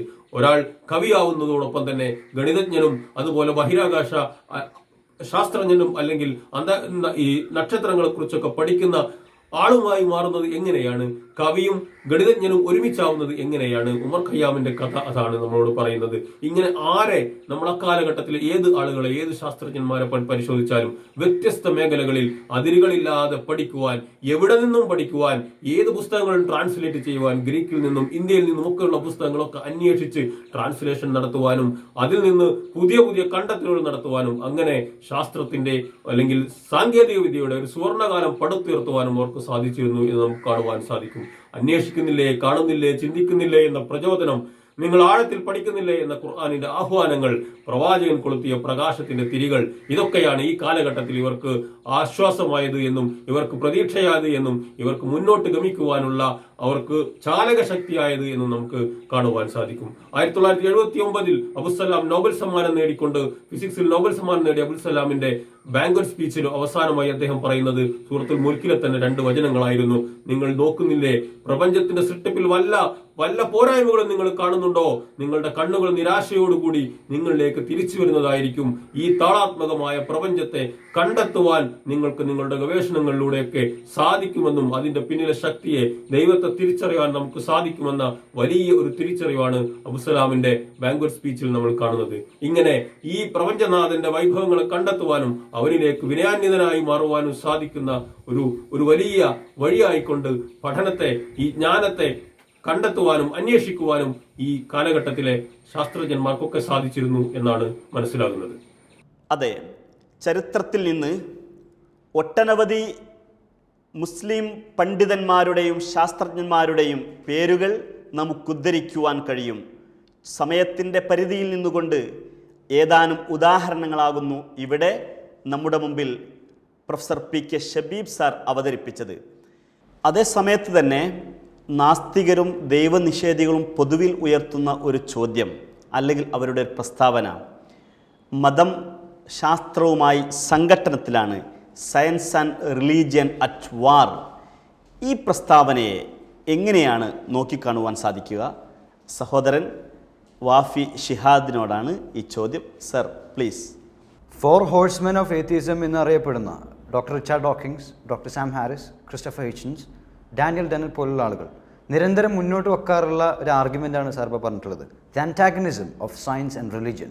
Science and religion are at war. മതവും ശാസ്ത്രവും യുദ്ധത്തിലാണ് എന്നുള്ള തരത്തിലുള്ള സ്റ്റേറ്റ്മെൻറ്റ്സ് അവർ നിരന്തരം മുന്നോട്ട് വെക്കാറുണ്ട്. എന്താണ് ഇതിൻ്റെ വാസ്തവം? Science and religion are at war എന്ന് പറയുന്ന ഈ സ്റ്റേറ്റ്മെൻറ്റിൽ നിന്ന് നമുക്ക് 2 കാര്യങ്ങൾ, 2 ആശയങ്ങൾ മനസ്സിലാക്കാൻ പറ്റും. We can deduce 2 types of inference from the statement. ഒന്നാമത്തേത്, മതവും ശാസ്ത്രവും തീരെ യോജിക്കുന്നതല്ല. It can never be it can never be interlinked, it can never correlate, it can never go parallel to each other. അതായത് മതം ഒരിക്കലും ശാസ്ത്രത്തിൻ്റെ ഉന്നമനത്തിന് വേണ്ടി വർക്ക് ചെയ്തിട്ടില്ല, മതം എപ്പോഴും ശാസ്ത്രത്തിനെതിരെയായിരുന്നു എന്നുള്ള ആശയമാണ് ആദ്യം നമുക്ക് അതിലൂടെ കിട്ടുന്നത്. This is an absolute blunder, an absolute historical inaccuracy, a statement that arises from a total flux and nihilipilification of history of religion and science. ശാസ്ത്രത്തിൻ്റെയും മതത്തിൻ്റെയും ചരിത്രം അറിയാത്ത ഒരാൾക്കാണ് ഇങ്ങനെയുള്ളൊരു സ്റ്റേറ്റ്മെൻറ്റ് ഉണ്ടാക്കാൻ പറ്റുള്ളൂ. കാരണം if you look at the history of mankind, if you look at the history of science, if you look at the history of religion, since the dawn of human civilization, മനുഷ്യകുലം ഭൂമിയിൽ ജീവിക്കുന്ന സമയം മുതൽ ഇക്കാലം വരെയുള്ള ശാസ്ത്രജ്ഞരുടെ ലിസ്റ്റ് എടുത്ത് നോക്കുകയാണെങ്കിൽ a majority of that scientists were believers, they were theists. അവർ ദൈവത്തിൽ വിശ്വസിച്ച ആളുകളായിരുന്നു, അവർ മതവിശ്വാസികളായിരുന്നു എന്നുള്ളത് വളരെ കൃത്യമായിട്ട് കാണാൻ പറ്റും. If you look at the Egyptian civilization, Mesopotamian civilization, Greek civilization, early Chinese civilization, early Indian civilization, ഇവിടെയൊക്കെ ശാസ്ത്രത്തിൻ്റെ ഉന്നമനത്തിന് വേണ്ടി വർക്ക് ചെയ്തിട്ടുള്ള ആളുകൾ എന്ന് പറഞ്ഞിട്ടുള്ളത് അവർ മതവിശ്വാസികളായിരുന്നു, അവർ ദൈവവിശ്വാസികളായിരുന്നു. If you look at especially the Islamic civilization, Ibnu Sina, Ibn al Haitham, Jabir ibn Hayyan al Khwarizmi, Ali ibn Jafar al Majusi എന്ന് പറയുന്ന ഇങ്ങനെ 100 കണക്കിന് ശാസ്ത്രജ്ഞന്മാരെ നമുക്ക് കാണാൻ പറ്റും. അവർ മതത്തിൽ വിശ്വസിച്ചവരായിരുന്നു, അവർ അടിയുറച്ച് ദൈവത്തിൽ വിശ്വസിച്ചവരായിരുന്നു. പക്ഷേ അവർ അതിലൂടെ തന്നെ, ആ മതത്തിൻ്റെ വിശ്വാസത്തിലൂടെ തന്നെ ശാസ്ത്രത്തിന് വേണ്ടി കുറേ രീതിയിൽ ഉന്നമനത്തിന് വേണ്ടി വർക്ക് ചെയ്തിട്ടുണ്ട് എന്ന് വളരെ കൃത്യമായിട്ട് മനസ്സിലാകും. ഇനി ഏർലി മോഡേൺ സയൻസിൻ്റെ the pioneers of early modern science എന്ന് നമ്മൾ സാധാരണ കാണാറുള്ള Johannes Kepler, Galileo Galilei, Isaac Newton പോലുള്ള ആളുകൾ, അവരൊക്കെ മതത്തിൽ വിശ്വസിച്ച അല്ലെങ്കിൽ ഒരു ദൈവത്തിൽ വിശ്വസിച്ച ആളുകളായിരുന്നു എന്നുള്ളത് വളരെ കൃത്യമായിട്ട് നമുക്ക് അവിടെയും കാണാൻ പറ്റുന്ന കാര്യമാണ്. എന്നാൽ ഇത്തരത്തിലുള്ള യാഥാർത്ഥ്യം നിലനിൽക്കെ തന്നെ ചില അപവാദ പ്രചരണങ്ങൾ നടക്കുന്നുണ്ട്. ഇവിടെ ഉദ്ധരിച്ച ശാസ്ത്രജ്ഞന്മാരും അതുപോലെ സമൂഹത്തിൻ്റെ വികാസ ഘട്ടങ്ങൾക്ക് സംഭാവനകൾ അർപ്പിച്ചിട്ടുള്ള പണ്ഡിതന്മാരുമൊക്കെ, വിശേഷിച്ച് മുസ്ലിം പേരിലുള്ള ആളുകളൊക്കെ ഇസ്ലാമിക ചട്ടക്കൂടിൽ നിന്നും പുറത്തു വന്ന് സ്വതന്ത്രമായ ചിന്തയുടെ ആളുകളായതുകൊണ്ടാണ് അവർക്കിത്തരത്തിൽ സംഭാവനകൾ അർപ്പിക്കുവാൻ സാധിച്ചത് എന്ന ആരോപണമാണ് നവനാസ്തികർ ഇന്ന് നമുക്കിടയിൽ സമൂഹത്തിൽ നടത്തിക്കൊണ്ടിരിക്കുന്നത്. എന്താണ് ഇതിൻ്റെ വസ്തുത എന്ന് നമ്മുടെ പ്രിയപ്പെട്ട ഗഫൂർ തിരുത്തിയാട് സാർ അതിനെക്കുറിച്ച് വിശകലനം ചെയ്യും. Sir please. ചോദ്യം ഉന്നയിക്കപ്പെട്ടത് ഇസ്ലാമിക സുവർണകാലത്ത് നിരവധി ശാസ്ത്രകാരന്മാരും ശാസ്ത്ര കണ്ടുപിടുത്തങ്ങളും ഒക്കെ ഉണ്ടായി വന്നെങ്കിലും അവരൊക്കെ സ്വതന്ത്ര ചിന്തയെ അടിച്ചമർത്തുന്ന ഇസ്ലാമിക വൃത്തത്തിൽ നിന്ന് പുറത്തു ചാടിയവരായിരുന്നു, മുഅ്തസിലികളായിരുന്നു എന്ന ഒരു വാദം ഉന്നയിക്കപ്പെടുന്നുണ്ട്. അതല്ലേ ശരി എന്നുള്ളതാണ്. അവിടെ നമുക്ക് മനസ്സിലാക്കേണ്ട ഒരു കാര്യം, സാധാരണ നമ്മുടെ യുക്തിവാദി സുഹൃത്തുക്കൾ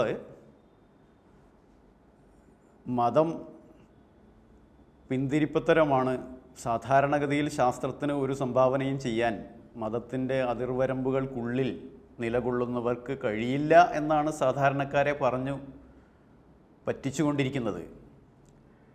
അപ്പോൾ നമ്മുടെ ചെറുപ്പക്കാരൊക്കെ ഇപ്പോൾ വിദ്യാഭ്യാസപരമായി ധൈഷണികമായൊക്കെ ഉയർന്നപ്പോൾ പഴയ കാലത്ത് നമ്മുടെ നാസ്തിക സുഹൃത്തുക്കൾ പുറത്തെടുത്തിരുന്ന ഈ ഒരു സൂത്രം വിജയിക്കാതെയായിരിക്കുന്നു.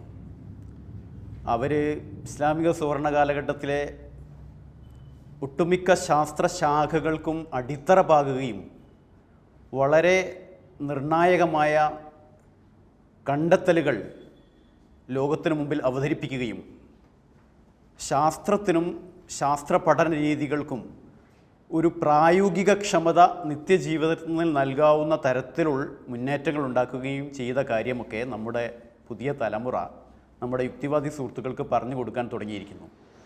അപ്പോൾ സ്വാഭാവികമായും ദൈവനിഷേധം തലക്ക് പിടിച്ചിരിക്കുന്ന ആൾക്കാർക്ക് ഇതൊക്കെ അംഗീകരിച്ചു കൊടുക്കുക എന്നുള്ളത് പ്രയാസകരമാണ്. അപ്പോൾ അവയെ ഒന്ന് കൗണ്ടർ ചെയ്യുന്നതിനുള്ള ഒരു മറുവാദമായാണ് ഈ പ്രഗത്ഭരായ ശാസ്ത്രജ്ഞരും കണ്ടുപിടുത്തക്കാരുമൊക്കെ മുഅ്തസിലികളായിരുന്നു, ഇസ്ലാമിക വൃത്തത്തിൽ നിന്ന് പുറത്തു പോയവരായിരുന്നു, സ്വതന്ത്ര ചിന്തകരായിരുന്നു എന്നൊക്കെ പറയുക എന്നുള്ളത്. ഇവിടെ നമ്മൾ മനസ്സിലാക്കേണ്ട പ്രധാനപ്പെട്ട ഒരു വിഷയം, ഇസ്ലാമിക സുവർണ കാലഘട്ടത്തിലെ പ്രഗത്ഭമതികളായ ശാസ്ത്രജ്ഞന്മാരിൽ ആരും തന്നെ മുഅ്തസിലികളായിരുന്നു എന്ന് ചരിത്രം രേഖപ്പെടുത്തിയിട്ടില്ല എന്നുള്ളതാണ്. ശാസ്ത്രകാരന്മാർ നമുക്കറിയാം, അവർ പരീക്ഷണശാലകളിലും അതേപോലെ പഠന മേഖലകളിലും നിരന്തരമായി ഇറങ്ങിപ്പുറപ്പെട്ടുകൊണ്ടിരിക്കുന്ന ആളുകളായിരിക്കും. സ്വാഭാവികമായിട്ടും തിയോളജിസ്റ്റുകൾ പോലെ അല്ലെങ്കിൽ അറിവ് പകർന്നു കൊടുക്കാൻ വേണ്ടി പാഠശാലകളിൽ വിദ്യാർത്ഥികളോടൊപ്പം ചെലവഴിക്കുന്ന മുദരിസുകളെപ്പോലെ മതവിഷയങ്ങളിൽ ഇടപെട്ട് അതനുസരിച്ച് ഒരു അധ്യാപന പ്രക്രിയ നിർവഹിക്കാൻ ചിലർക്കൊക്കെ കഴിഞ്ഞിട്ടുണ്ടാവില്ല എന്നുള്ളത് യാഥാർത്ഥ്യമാണ്. അതിലപ്പുറത്തേക്ക് ഇസ്ലാം മനുഷ്യന് നിർവചിച്ചു കൊടുക്കുന്ന ചിന്താ സ്വാതന്ത്ര്യത്തിൻ്റെ പരിധിയെ ലംഘിച്ചുകൊണ്ട് മതനിഷേധമോ ദൈവനിഷേധമോ പറഞ്ഞ ഒരാൾ പോലും ഈ പ്രഗത്ഭമതികളുടെ കൂട്ടത്തിൽ ഇല്ല എന്നുള്ളതാണ് വസ്തുത. ഏതൊക്കെ ഉദാഹരണങ്ങൾ എടുത്ത് നമ്മൾ വിശകലനം ചെയ്താലും, ഇബ്നു ഹൈസം ആവട്ടെ, അൽബിറൂനി ആവട്ടെ, അല്ലെങ്കിൽ അൽഹാസൻ ആവട്ടെ, അൽ ഖവാരിസ്മി ആവട്ടെ, ഇവരൊക്കെ ഉറച്ച മതവിശ്വാസികളായിരുന്നു എന്ന് മാത്രമല്ല പലരും ഈ കൂട്ടത്തിലെ പല പ്രഗത്ഭമതികളും മതവിഷയങ്ങളിൽ പല ചിന്താ പദ്ധതികൾ മുന്നോട്ട് വെക്കുകയും ആളുകളെ ശുദ്ധമായ മോണോത്തീസത്തിലേക്ക് കൊണ്ടുവരുന്നതിനും ഉറപ്പിച്ചു നിർത്തുന്നതിനുമായ അതിനുവേണ്ടിയുള്ള പഠന പ്രക്രിയകൾക്ക് നേതൃത്വം കൊടുത്തവർ പോലുമുണ്ട്. അവരുടെ ഈ മുഅ്തസിലിയ ചിന്താഗതിയുടെ ഉത്ഭവം മുതൽ തന്നെ വാസിൽ ഇബ്നു അത്താഇൻ്റെ കാലഘട്ടത്തിൽ തന്നെ ഹസനുൽ ബസ്രിയുടെ സദസ്സിൽ നിന്ന് അദ്ദേഹത്തിൻ്റെ ചിന്ത ചില പ്രത്യേക വിഷയങ്ങളിൽ, ആ വിഷയമാവട്ടെ നമ്മുടെ ശാസ്ത്രവും ശാസ്ത്ര പുരോഗതിയുമായി യാതൊരു ബന്ധവുമില്ലാത്ത വിഷയങ്ങളാണ്, കേട്ടുകൊണ്ടിരിക്കുന്ന സാധാരണക്കാർക്ക് വേണ്ടി വ്യക്തമാക്കി പറയുകയാണെങ്കിൽ അവ യഥാർത്ഥത്തിൽ വിശുദ്ധ ഖുർആൻ അള്ളാഹുവിൻ്റെ ഒരു സൃഷ്ടിയാണോ അല്ലെങ്കിൽ അത് ഒരു ഗുണവിശേഷങ്ങളിൽപ്പെട്ട ഒരു അള്ളാഹുവിൻ്റെ കലാം എന്നുള്ള രീതിയിൽ പരിഗണിക്കപ്പെടേണ്ടതാണോ എന്നുള്ള വിഷയത്തിൽ ഒരു ചെറിയ അഭിപ്രായ വ്യത്യാസത്തിൻ്റെ മേലിൽ ഒരു തിയോളജിക്കൽ ഡിസ്കഷൻ അവർ തമ്മിലുണ്ടായി. ഹസനുൽ ബസ്രിയുടെ സദസ്സിൽ നിന്ന് വാസിൽ ഇബ്നു അത്താഅ് ഒരു വ്യതിരിക്തത പ്രഖ്യാപിക്കുകയും അദ്ദേഹം ആ പഠന സദസ്സിൽ നിന്ന് തന്നെ പിൻവലിക്കുകയും ചെയ്തു എന്നുള്ളതാണ് സത്യത്തിൽ ഈ ചിന്താധാരയുടെ തുടക്കത്തിന് കാരണമായ വസ്തുത. അവരെക്കുറിച്ച് വാസിൽ ഇബ്നു അത്താഇൻ്റെയും അദ്ദേഹത്തിൻ്റെ കൂട്ടാളികളുടെയും അദ്ദേഹത്തെ പിന്നീട് പിന്തുണച്ചവരുടെയും മോട്ടോ, അവരുടെ പ്രഖ്യാപിതമായ പദ്ധതികൾ ഒന്നാമതായി അവർ എടുത്തു പറഞ്ഞത് ശുദ്ധമായ തൗഹീദാണ്. മുത്തസിലികൾ എന്നുള്ള പേര് പിന്നീട് ചരിത്രത്തിൻ്റെ പല ഘട്ടങ്ങളിലായി അവർക്ക് നൽകപ്പെട്ടതാണല്ലോ. അവരെ വിളിച്ചിരുന്നത് അഹ്ലുൽ അദിൽ വ തൗഹീദ് എന്നായിരുന്നു. അഹ്ലുൽ അദിൽ വ തൗഹീദ് എന്ന് പറഞ്ഞാൽ നീതിക്കും ശുദ്ധമായ തൗഹീദിനും ഏകദൈവവിശ്വാസത്തിനും വേണ്ടി നിലകൊള്ളുന്ന വിഭാഗം. അപ്പോൾ നമ്മളെ യുക്തിവാദി സുഹൃത്തുക്കൾ പറയുന്ന വാദം കേട്ടാൽ തോന്നുക ഈ മുത്തസിലികളൊക്കെ ദൈവനിഷേധികളായിരുന്നു, അവർ പറയണ പോലെ നാസ്തികവാദികളായിരുന്നു എന്നാണ്. യഥാർത്ഥത്തിൽ അവരൊക്കെ തൗഹീദിൻ്റെ പുനഃസ്ഥാപനത്തിനും അതിനെ ശക്തിപ്പെടുത്തുന്നതിനും വേണ്ടി പ്രവർത്തിച്ചു കൊണ്ടിരുന്ന ആളുകൾ തന്നെയാണ്. പക്ഷേ ചില വിഷയങ്ങളിൽ മുസ്ലിം മുഖ്യധാരയിലെ പണ്ഡിതന്മാരുമായി അഭിപ്രായ വ്യത്യാസങ്ങളുണ്ടായിരുന്നു. ഇസ്ലാം അനുവദിച്ചു കൊടുക്കുന്ന ചിന്താ സ്വാതന്ത്ര്യത്തെ ഉപയോഗപ്പെടുത്തി അവർ ചില ചിന്താസരണികൾക്ക് രൂപം നൽകി എന്നുള്ളതിനപ്പുറത്തേക്ക് യാതൊന്നും തന്നെ ഈ വാദത്തിൽ യാതൊരു കഴമ്പും തന്നെയില്ല. കാരണം അവരൊക്കെ മുസ്ലിങ്ങൾ തന്നെയായിരുന്നു. അവർ തൗഹീദ് അള്ളാഹുവിലുള്ള അടിയുറച്ച വിശ്വാസമുള്ളവരായിരുന്നു. മത സ്വാതന്ത്ര്യം എന്ന് നമ്മൾ ഇവിടെ നമ്മുടെ യുക്തിവാദി സുഹൃത്തുക്കൾ പറഞ്ഞുകൊണ്ടിരിക്കുന്ന തരത്തിലുള്ള പരിധിവിട്ട സ്വാതന്ത്ര്യത്തിൻ്റെ പിന്നാലെ പോയ ആളുകളായിരുന്നില്ല എന്നുള്ളതാണ് യാഥാർത്ഥ്യം. അപ്പോൾ ശാസ്ത്രത്തിന് സംഭാവനകൾ അർപ്പിച്ചിട്ടുള്ള വലിയ ചിന്തകന്മാരും ഗവേഷകരും ചരിത്രകാരന്മാരും ഫിലോസഫർമാരുമൊക്കെ ബഹുഭൂരിഭാഗവും മതവിശ്വാസികളായിരുന്നു എന്നത് നമുക്ക് വ്യക്തമാവുകയുണ്ടായി. അതേസമയം നമ്മൾ ഓർക്കേണ്ടുന്ന മറ്റൊരു വസ്തുത, നാസ്തികരായി അറിയപ്പെട്ടിരുന്ന പല ആളുകളും നാസ്തികതയുടെ നവോത്ഥാനത്തിൻ്റെ നായകരായി അറിയപ്പെടുന്ന പല ആളുകളും ശാസ്ത്ര നിഷേധികളായിരുന്നു. വസ്തുതാപരമായിട്ടുള്ള ശാസ്ത്രത്തെ നിഷേധിച്ചതായി ചരിത്രത്തിൽ കാണുവാൻ സാധിക്കുന്നു. ബഹുമാനപ്പെട്ട വാഫി ഷഹീദ് സാറാകുന്നു ഈ വിഷയത്തെക്കുറിച്ച് നമ്മളോട് സംസാരിക്കുന്നത്. നിരീശ്വരവാദികൾ ശാസ്ത്രത്തിന് എതിരെ ചെയ്തിട്ടുള്ള കാര്യങ്ങൾ നോക്കുകയാണെങ്കിൽ ഇറ്റ്സ് ആബ്സല്യൂട്ട്ലി അസ്റ്റോണിഷിങ്.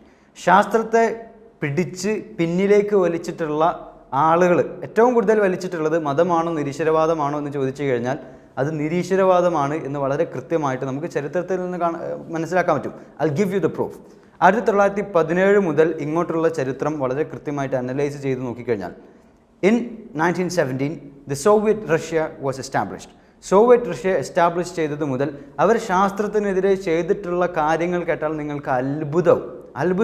ഏത്തിയസ്റ്റിക് മെറ്റീരിയലിസ്റ്റെ സപ്പോർട്ട് ചെയ്യാത്ത എല്ലാവിധ ശാസ്ത്രീയ പ്രിൻസിപ്പിൾസിനെയും എല്ലാവിധ ശാസ്ത്രീയ തിയറീസിനെയും അവർ കംപ്ലീറ്റ്ലി റെസ്ട്രിക്റ്റ് ചെയ്തു, അവർ ബാൻ ചെയ്തു. Big bang theory, resonance theory, Mendelian genetics, quantum mechanics, theory of relativity പോലുള്ള തിയറീസ് അവർ ബാൻ ചെയ്തു. ഇത് പഠിക്കരുത്, ഇത് റിസർച്ച് ചെയ്യരുത്, ഇത് ഏത്തിസത്തിനെതിരാണ് എന്ന് മനസ്സിലാക്കിക്കൊണ്ട് ഇത് റിസർച്ച് ചെയ്യുന്ന ആളുകളെ, ഇത് റിസർച്ച് ചെയ്യുന്ന സയൻറ്റിസ്റ്റുകളെ അവർ കൊല്ലുക പോലും ഉണ്ടായി. The scientists who studied these theories were tortured, they were jailed, they were discriminated, they were oppressed, they were suppressed, they were exiled and butchered and tortured to death, they were shot to death. വളരെ കൃത്യമായിട്ട് ചില റിപ്പോർട്ടുകളിൽ പറയുന്നത് 3000-ഓളം ശാസ്ത്രജ്ഞന്മാരെ അവർ ഇങ്ങനെ ഈ രീതിയിൽ പീഡിപ്പിച്ചിട്ടുണ്ട് എന്നുള്ളതാണ്. എന്തിനാണ്? ഏത്തിസ്റ്റിക് ഫിലോസഫിക്കെതിരെ പോകുന്ന തിയോളജിക്കൽ ഇംപ്ലിക്കേഷൻസ് ഉള്ള, അതായത് ബിഗ് ബാങ് തിയറിയിലൊക്കെ ഒരു ഒറിജിനേറ്റർ ഉണ്ട് എന്നുള്ള ഒരു വാദത്തിന് സ്കോപ്പ് ഉണ്ടല്ലോ. അപ്പം അങ്ങനെ സ്കോപ്പുള്ള വരാൻ സാധ്യതയുള്ള തിയറീസ് അത് റിസർച്ച് ചെയ്തതിന് അവരെ ഇത്തരത്തിൽ പീഡിപ്പിക്കുകയുണ്ടായി. It's absolutely torturous, it's absolutely evil, it cannot be accepted. അപ്പം നിരീശ്വരവാദികൾ ഇത്രത്തോളം ശാസ്ത്രത്തെ സ്റ്റാഗ്നേറ്റ് ചെയ്യാൻ, ശാസ്ത്രത്തെ റെസ്ട്രിക്റ്റ് ചെയ്യാൻ വർക്ക് ചെയ്തിട്ടുണ്ട് എന്ന് വളരെ കൃത്യമായിട്ട് മനസ്സിലാകും. ഈ പറഞ്ഞിട്ടുള്ള ചരിത്രപരമായിട്ടുള്ള വാസ്തവങ്ങൾ നോക്കുകയാണെങ്കിൽ ഇറ്റ് ഈസ് വെരി ക്ലിയർ. മതവും ശാസ്ത്രവും ദേ ആർ നോട്ട് എനിമീസ്. മതവും ശാസ്ത്രവും യുദ്ധത്തിലല്ല. Science and religion are not at war എന്ന് വളരെ കൃത്യമായിട്ട് നമുക്ക് മനസ്സിലാക്കാൻ സാധിക്കും. ഈ പറഞ്ഞതിൽ നിന്നൊക്കെ മതവും ശാസ്ത്രവും തമ്മിൽ സംഘട്ടനത്തിലല്ല, മറിച്ച് അവ പരസ്പര പൂരകങ്ങളാകുന്നു എന്ന വസ്തുതയിലേക്കാകുന്നു നാം എത്തിച്ചേരുന്നത്. എന്നാൽ മതങ്ങളും ശാസ്ത്രവും തമ്മിൽ സംഘട്ടനത്തിലായതിൻ്റെ ചില ചരിത്രവും ഇതിന് അപവാദമായി നാം കാണുന്നുണ്ടല്ലോ, അല്ലേ ഗഫൂർ സാർ? പൗരോഹിത്യം ശാസ്ത്രത്തിന് വിരുദ്ധമായി നിലകൊണ്ടത് ഇപ്പറഞ്ഞ നമ്മുടെ വസ്തുതകൾക്ക് ഒരു അപവാദമാണ്. എന്താണ് അതിനെക്കുറിച്ച് താങ്കൾക്ക് പറയുവാനുള്ളത്? മതവും ശാസ്ത്രവും യോജിച്ച് പ്രവർത്തിക്കുന്നവയാണ്, വിരുദ്ധ തലങ്ങളിലുള്ളവയല്ല എന്ന വസ്തുത പറയപ്പെടുമ്പോഴൊക്കെ നമ്മുടെ യുക്തിവാദി സുഹൃത്തുക്കൾ മുന്നോട്ട് വയ്ക്കാറുള്ള മറുവാദമാണ്.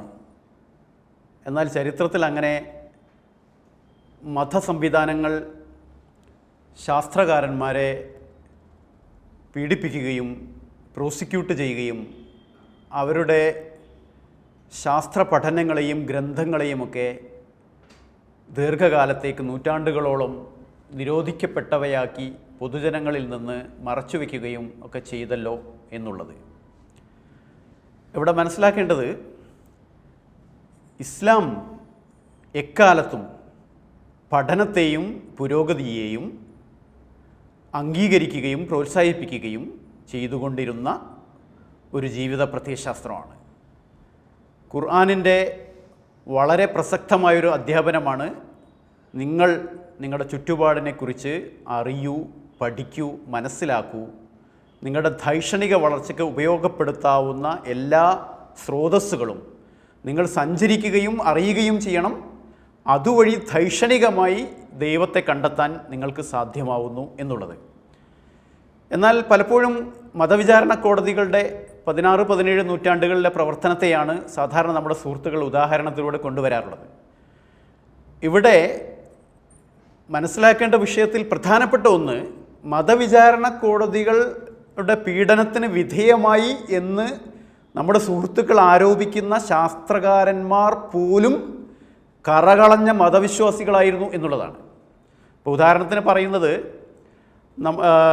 കോപ്പർനിക്കസിൻ്റെ കഥയാണ് പറയാറുള്ളത്. കോപ്പർനിക്കസ് യഥാർത്ഥത്തിൽ ഒരു കത്തോലിക്ക പുരോഹിതനായിരുന്നു. അദ്ദേഹത്തിൻ്റെ പുരോഹിത വേഷം അദ്ദേഹത്തിൻ്റെ അന്ത്യം വരെ അദ്ദേഹം അഴിച്ചുവെക്കുകയുണ്ടായില്ല. ദൈവനിഷേധത്തിൻ്റെ യാതൊരു വാക്കും അദ്ദേഹം പറയുകയുണ്ടായില്ല. പക്ഷേ ടോളമിയുടെ ഭൗമകേന്ദ്രീകൃത പ്രപഞ്ചം എന്ന ആശയം, ജിയോസ്റ്റേറ്റിക് യൂണിവേഴ്സ് എന്ന ആശയം മനുഷ്യധിഷണക്കും യാഥാർത്ഥ്യങ്ങൾക്കും നിരക്കുന്നതല്ല എന്ന് സ്വന്തം പഠനങ്ങളിലൂടെ, അതേപോലെ അദ്ദേഹത്തിൻ്റെ പിൽക്കാലത്ത് കഴിഞ്ഞുപോയ ഇസ്ലാമിക സുവർണ കാലഘട്ടത്തിലെ മഹാമനീഷികളായിരുന്ന ആസ്ട്രോണമേഴ്സിൻ്റെ ഒക്കെ പുസ്തകങ്ങൾ റിനൈസൻസിൻ്റെ ഭാഗമായി യൂറോപ്യൻ ഭാഷകളിലേക്ക്, പ്രത്യേകിച്ച് ലാറ്റിനിലേക്കും ഗ്രീക്കിലേക്കുമൊക്കെ പരിഭാഷപ്പെടുത്തപ്പെട്ടപ്പോൾ അതിൽ നിന്ന് ഊർജം ഉൾക്കൊണ്ട് അദ്ദേഹം മനസ്സിലാക്കിയ സത്യം തുറന്നു പറയുന്നതിന് വേദഗ്രന്ഥമോ തിരുവചനമോ എതിരല്ല എന്ന് പ്രഖ്യാപിക്കുകയുമാണ് അദ്ദേഹം ചെയ്തത്. ഭാഗ്യവശാൽ കോപ്പർനിക്കസിന് പ്രോസിക്യൂഷൻ നടപടികൾ, മതവിചാരണ കോടതിയുടെ പ്രോസിക്യൂഷൻ നടപടികൾ നേരിടേണ്ടി വന്നില്ല. അതിനു മുമ്പ് അദ്ദേഹം മരണപ്പെട്ടു പോയി. പിന്നീട് അദ്ദേഹത്തിന് പിൻഗാമിയായി വരുന്ന ഗലീലിയോ ഗലീലി കോപ്പർനിക്കൻ യൂണിവേഴ്സ്, അതായത് ഹീലിയോസെൻട്രിക് യൂണിവേഴ്സ് എന്ന ആശയത്തെ പിന്തുണയ്ക്കുകയും അത് തന്നെയാണ് സത്യം എന്ന് ജനങ്ങളോട് പറയാൻ ആഗ്രഹിക്കുകയും ചെയ്തു. അദ്ദേഹത്തിൻ്റെ ദി ഡയലോഗ്സ് എന്ന് പറയുന്ന വിശ്വപ്രസിദ്ധമായ പുസ്തകം 1632 വെളിച്ചം കണ്ടു. അപ്പോൾ സ്വാഭാവികമായും അന്നത്തെ യൂറോപ്പിലെ മത നേതൃത്വം, അതായത് പേപ്പൽ അതോറിറ്റി,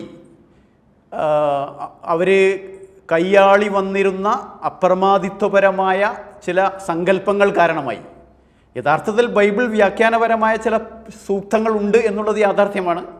ആ വ്യാഖ്യാനങ്ങൾക്ക് ദിവ്യത്വത്തിൻ്റെ ആളത്വം, ദിവ്യപരിവേഷം സ്വയം എടുത്തണിഞ്ഞിരുന്ന മാർപ്പാപ്പ നിശ്ചയിച്ച വ്യാഖ്യാനം ശാസ്ത്രത്തിന് എതിരായി എന്നുള്ളതാണ് സത്യം. ബൈബിൾ ആവട്ടെ പദാനുപദം ദൈവവചനമാണ് എന്ന് അന്നത്തെയോ ഇന്നത്തെയോ ക്രിസ്ത്യാനികൾ വിശ്വസിക്കുന്നില്ല എന്നുള്ളതാണ് യാഥാർത്ഥ്യം. പദാനുപദം. അതുകൊണ്ട് തന്നെ വ്യാഖ്യാനത്തിന് പഴുതുള്ള ബൈബിൾ വചനങ്ങളെ മാർപ്പാപ്പമാർ അവരുടെ ഇഷ്ടത്തിന് വ്യാഖ്യാനിച്ചപ്പോൾ മാനുഷികമായ പിഴവുകൾ വന്നുപോയി എന്നുള്ളതാണ് യഥാർത്ഥത്തിൽ വസ്തുത. അപ്പോൾ ഗലീലി ഈ വിഷയത്തിൽ ചില പഠനങ്ങൾ നടത്തുകയും അത് പ്രസിദ്ധീകരിക്കുകയും ചെയ്തപ്പോൾ അദ്ദേഹത്തിനെതിരെ നടപടികളുണ്ടായി. ഇൻക്വിസിഷൻ കോടതി അദ്ദേഹത്തിന് കുറ്റപത്രം സമർപ്പിക്കുകയും അദ്ദേഹത്തെ വിചാരണ ചെയ്യുന്നതിന് വേണ്ടി ചില കമ്മിറ്റിയെ നിശ്ചയിക്കുകയൊക്കെ ചെയ്തു. ഈ കമ്മിറ്റിക്ക് അദ്ദേഹം എഴുതിക്കൊടുത്ത അദ്ദേഹത്തിൻ്റെ വിൻഡിക്കേഷൻ പ്രസ്താവനയിൽ തന്നെ, അതിൻ്റെ ആ സത്യപ്രസ്താവനയിൽ തന്നെ, അതേപോലെ അന്നത്തെ റോമിലെ ഒരു പ്രധാനപ്പെട്ട ഭരണാധികാരിയായിരുന്ന ഗ്രാൻഡ് ഡച്ചിസ് ഡി ക്രിസ്റ്റീന എന്ന് പറയുന്ന അവിടുത്തെ ഭരണാധികാരിക്ക് എഴുതിക്കൊടുത്ത കത്ത്, അതിലൊക്കെ അദ്ദേഹം വ്യക്തമായി പറഞ്ഞിട്ടുണ്ട്, ചിന്തിക്കാനും പഠിക്കാനും നമ്മെ പ്രോത്സാഹിപ്പിക്കുന്ന വേദഗ്രന്ഥവും ആ വേദഗ്രന്ഥം നമുക്ക് തന്ന ദൈവവും ഇങ്ങനെ മനുഷ്യൻ പ്രപഞ്ചത്തെ കണ്ടു പഠിക്കുന്നതിനെ വിലക്കുന്നു എന്ന് ഞാൻ കരുതുന്നില്ല എന്നാണ് അദ്ദേഹം പറഞ്ഞത്. അപ്പോഴും ആ ദൈവത്തെ നിരാകരിക്കാൻ അദ്ദേഹം തയ്യാറായിരുന്നില്ല. അപ്പോൾ പിന്നെ ഇൻക്വിസിഷൻ കോടതികളുടെ നടപടികൾ ശാസ്ത്രത്തിന് കൂച്ചുവിലങ്ങിടുന്നതിന് മതം ചെയ്ത കാര്യമാണ് എന്ന് നമുക്ക് പറയാൻ പറ്റില്ല. മേലാളന്മാരുടെ തന്നിഷ്ടങ്ങൾക്കനുസരിച്ച് വേദവചനങ്ങളെ ഇൻ്റർപ്രറ്റ് ചെയ്യുകയും അങ്ങനെ ജനങ്ങളെ പഠിപ്പിക്കുകയും അവരുടെ അപ്രമാദിത്വവും ജനങ്ങൾക്കിടയിൽ അത് അടിച്ചേൽപ്പിക്കാനുള്ള അവരുടെ ശ്രമങ്ങളുമാണ് യഥാർത്ഥത്തിൽ ഇൻക്വിസിഷൻ കോടതിയുടെ രൂപീകരണത്തിലേക്കും അതിൻ്റെ നടപടിക്രമങ്ങളിലേക്കൊക്കെ നയിച്ചത്. കാരണം മാർപ്പാപ്പയും അദ്ദേഹത്തിൻ്റെ സിൽബന്ദികളും തങ്ങൾ പറയുന്നത് മാത്രമാണ് യാഥാർത്ഥ്യം, വേദപുസ്തകത്തെ വിവരിക്കേണ്ടതും ജനങ്ങൾക്ക് പഠിപ്പിക്കേണ്ടതും ഞങ്ങൾ മാത്രമാണ്, ഞങ്ങൾ പറഞ്ഞതെന്തോ അത് സ്വീകരിച്ചു കൊള്ളണം എന്ന ദാഷ്ട്യം എടുത്തപ്പോൾ അത് ആ കാലഘട്ടത്തിലെ കത്തോലിക്ക എസ്റ്റാബ്ലിഷ്മെൻറ്റുകൾക്ക് മാത്രമുണ്ടായിരുന്ന ഒരു പ്രശ്നമാണ്. ഒരു മതസംവിധാനം അവരിൽ അർപ്പിതമായിരുന്ന കടമ മറന്ന് സ്വേച്ഛാധിപത്യപരമായ പ്രവണത മുന്നോട്ടെടുത്തതുകൊണ്ട് മാത്രമുണ്ടായ പ്രശ്നമാണ്. എന്നാൽ ഇത്തരം പ്രശ്നങ്ങളൊന്നും തന്നെ ഇസ്ലാമിക ഭരണകൂടങ്ങളോ അവയെ പിന്തുണച്ചു കൊണ്ടിരുന്ന ഭരണാധികാരികളോ ഒരിക്കൽ പോലും മുന്നോട്ട് വയ്ക്കുകയുണ്ടായില്ല എന്നുള്ളതാണ്. നമുക്കറിയാം, ഇസ്ലാമിക കാലഘട്ടത്തിലെ സുവർണ കാലഘട്ടത്തിലെ ഭരണാധികാരികൾ രാജ്യത്തിൻ്റെ പൊതുഖജനാവിൽ നിന്ന് പണം ചെലവഴിച്ചു കൊണ്ടായിരുന്നു ശാസ്ത്രകാരന്മാർക്കും ദാർശനികന്മാർക്കും പഠിക്കാനും വിചിന്തനം നടത്താനും ചർച്ചകൾ സംഘടിപ്പിക്കാനും കനപ്പെട്ട ഗ്രന്ഥങ്ങൾ പിൽക്കാലത്ത് വരുന്ന മനുഷ്യർക്ക് വേണ്ടി ബാക്കി വയ്ക്കാനും അവരെ സഹായിച്ചുകൊണ്ട് വലിയ വലിയ എസ്റ്റാബ്ലിഷ്മെൻറ്റുകൾ ഉണ്ടാക്കി തീർത്തത്. ആ കാലഘട്ടത്തിൽ ശാസ്ത്രകാരന്മാരും ശാസ്ത്ര വിജ്ഞാനത്തിൻ്റെ കുതുകികളുമൊക്കെ അങ്ങേയറ്റം ആദരിക്കപ്പെടുകയും അവരെ സപ്പോർട്ട് ചെയ്യുകയും ചെയ്യുന്ന നിലപാടാണ് ഇസ്ലാമിക ഭരണകൂടങ്ങൾ മുന്നോട്ട് വെച്ചത്. അപ്പോൾ യഥാർത്ഥത്തിൽ ഇവിടെ പ്രശ്നം മതമല്ല, ദൈവവിശ്വാസമല്ല, എന്നാൽ ദൈവത്തിൻ്റെ ആളുകൾ എന്ന് സ്വയം ചമഞ്ഞ് തന്നിഷ്ടങ്ങൾ ആളുകൾക്ക് മേൽ, സാധാരണക്കാരുടെ മേൽ അധികാരത്തിന് വേണ്ടി അടിച്ചേൽപ്പിക്കാൻ ശ്രമിച്ച ഒരു ന്യൂനപക്ഷം ചില പ്രശ്നങ്ങൾ ഉണ്ടാക്കിയിട്ടുണ്ട്.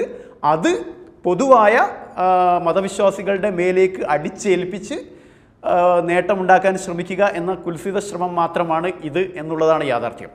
മതവും ശാസ്ത്രവും തമ്മിലല്ല സംഘട്ടനം, മറിച്ച് പൗരോഹിത്യത്തിൻ്റെ അധികാര കേന്ദ്രങ്ങൾ തകർന്നു വീഴുമെന്ന ഭയപ്പാടിനാൽ ചിലപ്പോഴൊക്കെ വിശേഷിച്ചും യൂറോപ്പിലെ ക്രിസ്തീയ പുരോഹിതന്മാർ ശാസ്ത്രത്തെ അവഗണിക്കുകയും ശാസ്ത്രജ്ഞന്മാർക്ക് ശിക്ഷ ഏർപ്പെടുത്തുകയും ചെയ്തിട്ടുണ്ട് എന്നതാണ് ഗഫൂർ സാർ നമ്മളോട് സംസാരിച്ചത്.